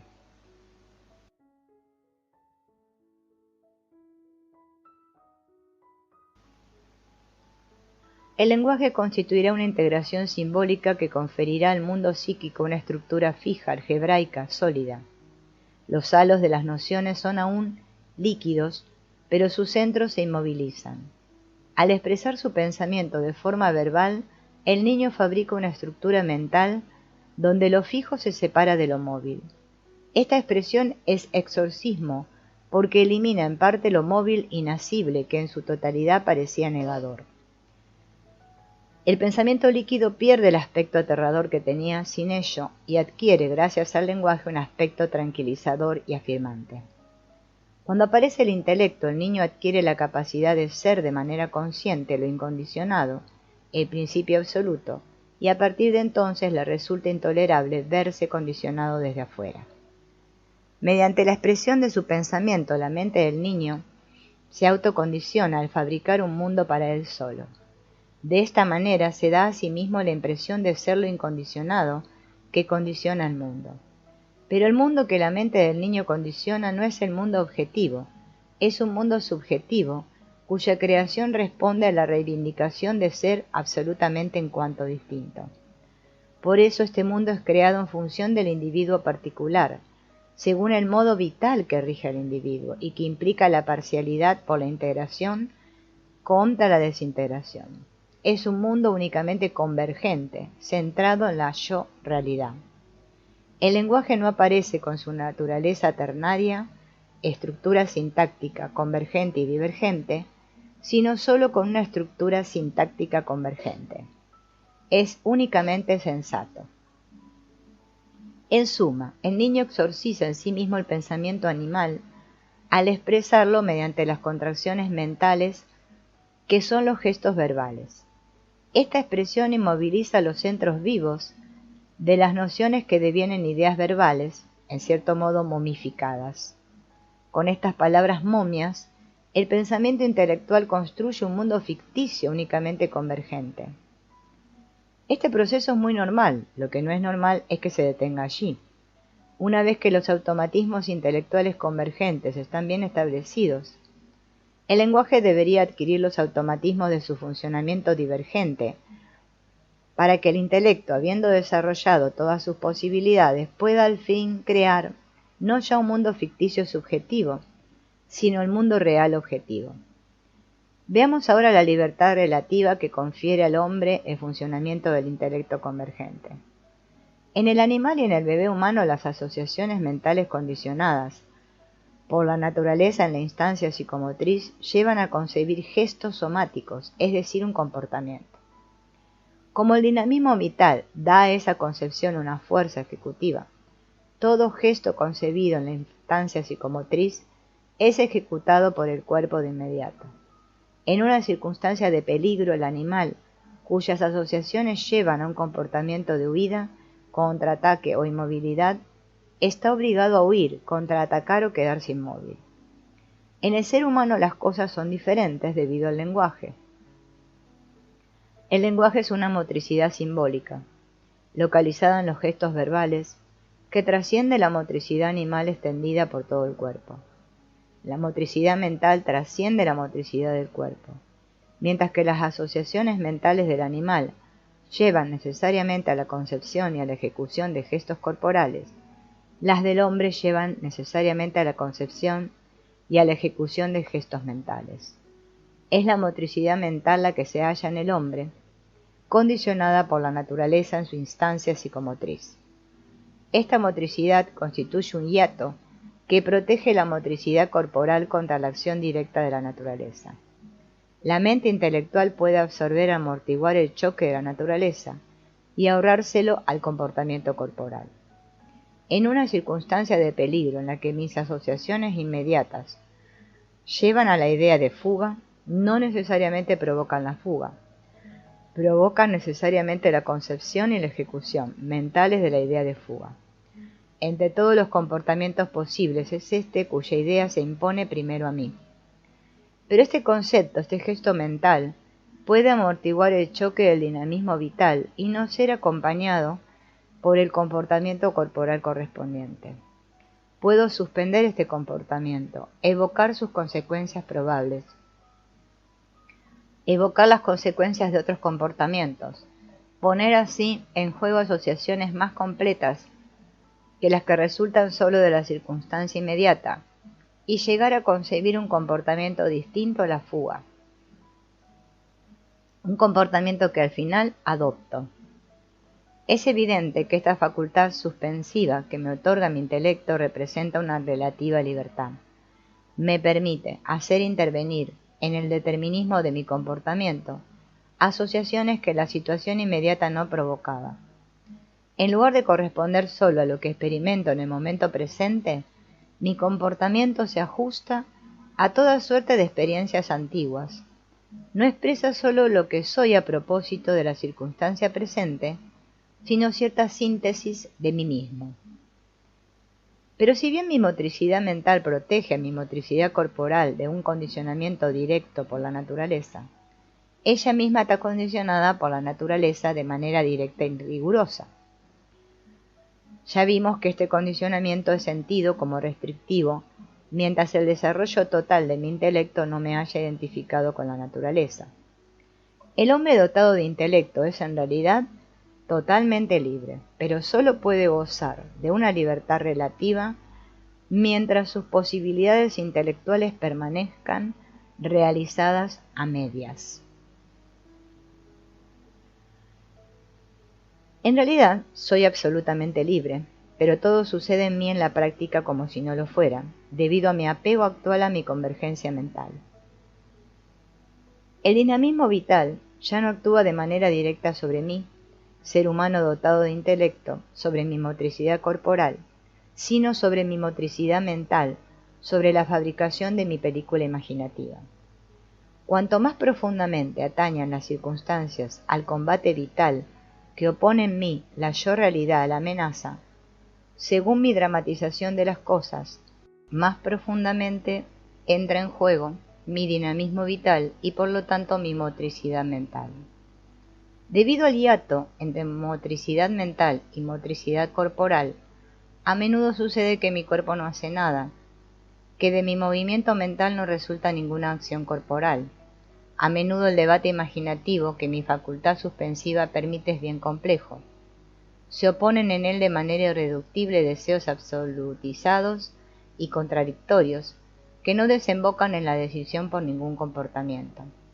No hago nada, o en todo caso nada adaptado a las circunstancias reales. Camino de un lado a otro fumando cigarrillos que apago de inmediato. En este caso, mi movimiento mental no es una actividad sino una agitación. A falta de una acción corporal que modifique la circunstancia presente, este proceso de agitación mental se realiza porque sí. Mi película imaginativa exorciza con eficacia las temibles corrientes de mi pensamiento subconsciente, sin forma expresando solo su aspecto convergente. Pero esta eficacia solo vale en el instante. La película exorcizante, convergente, asociativa, conlleva un dinamismo sin forma. Las imágenes hipostáticas no son conscientes, que mantiene en movimiento el pensamiento sin forma a exorcizar. El remedio activa la enfermedad al mismo tiempo que la neutraliza. Se establece un círculo vicioso del que siento que mi pensamiento es prisionero. ¿En qué consiste esta aparente prisión y cómo nuestro apego a la convergencia mental pone a nuestro pensamiento en una situación de hipnosis. Mi querer vivir, voluntad de integración con rechazo a la desintegración, se traduce en mi intelecto en la voluntad de convergencia con rechazo a la divergencia. Estoy apegado a la convergencia de mi mente, no solo porque la quiero, sino porque la quiero con exclusión de su divergencia. En resumen, no es a mi pensamiento convergente que estoy apegado, sino a la convergencia de mi pensamiento. A causa de este apego, mi conciencia no recibe el pensamiento convergente, sino que lo toma, pero al mismo tiempo es tomada por él. ¿Cómo comprender esto? En realidad, la actividad de mi conciencia, bajo la influencia de mi querer vivir, no consiste en captar la convergencia mental, sino en ofrecerse de manera activa y exclusiva al campo magnético convergente de la esencia de la mente. Recordemos la ilustración de la limadura de hierro entre los dos imanes. Si mi conciencia se ofreciera a la convergencia sin rechazar la divergencia, recibiría el pensamiento convergente sin estar pegada y fija a él. Pero se ofrece a la convergencia rechazando la divergencia, debido a ello se halla presa, esclavizada por el pensamiento convergente. Su relación con el pensamiento formal, en lugar de ser una adhesión, es una adherencia que la constriñe. En esta adherencia mi conciencia percibe la imagen mental presente como si esta imagen fuera la única posible, perdiendo de vista las posibilidades indefinidas de todas las otras imágenes. Si hubiera adhesión en lugar de adherencia, no sería consciente, es decir, más que de la imagen mental presente, pero del mismo modo que de todas las demás imágenes posibles, sería consciente de la imagen presente no en cuanto es distinta de otras, sino en cuanto manifiesta, como las otras, la única esencia de la mente. Es decir, que sería consciente de la esencia de la mente, en la conciencia que tendría de la imagen presente, sería consciente de la arcilla en mi conciencia del objeto de arcilla. Como hay adherencia, no soy consciente más que de la imagen presente, e ignoro la esencia de la mente, de la que sin embargo esta imagen es la manifestación directa. Todo sucede pues como si la imagen presente despertara mi conciencia a ella sola, y al mismo tiempo la adormeciera la posibilidad de todas las otras imágenes, es decir, a la esencia de la mente que las contiene todas. Mi pensamiento parcialmente convergente es un pensamiento hipnótico. Mi conciencia está en la situación de un hombre adormecido por un hipnotizador.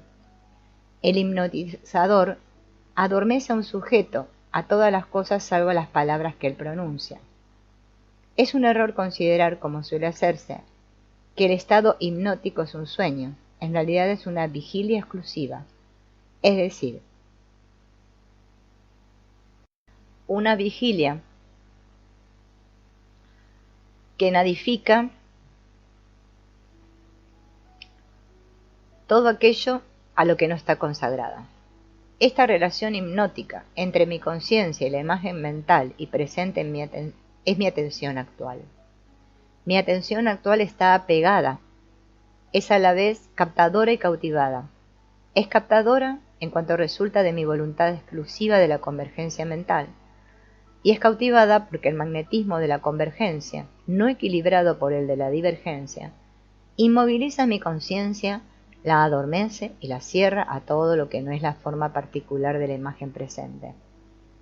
Como mi atención actual está pegada a su objeto, es a la vez captadora y cautivada.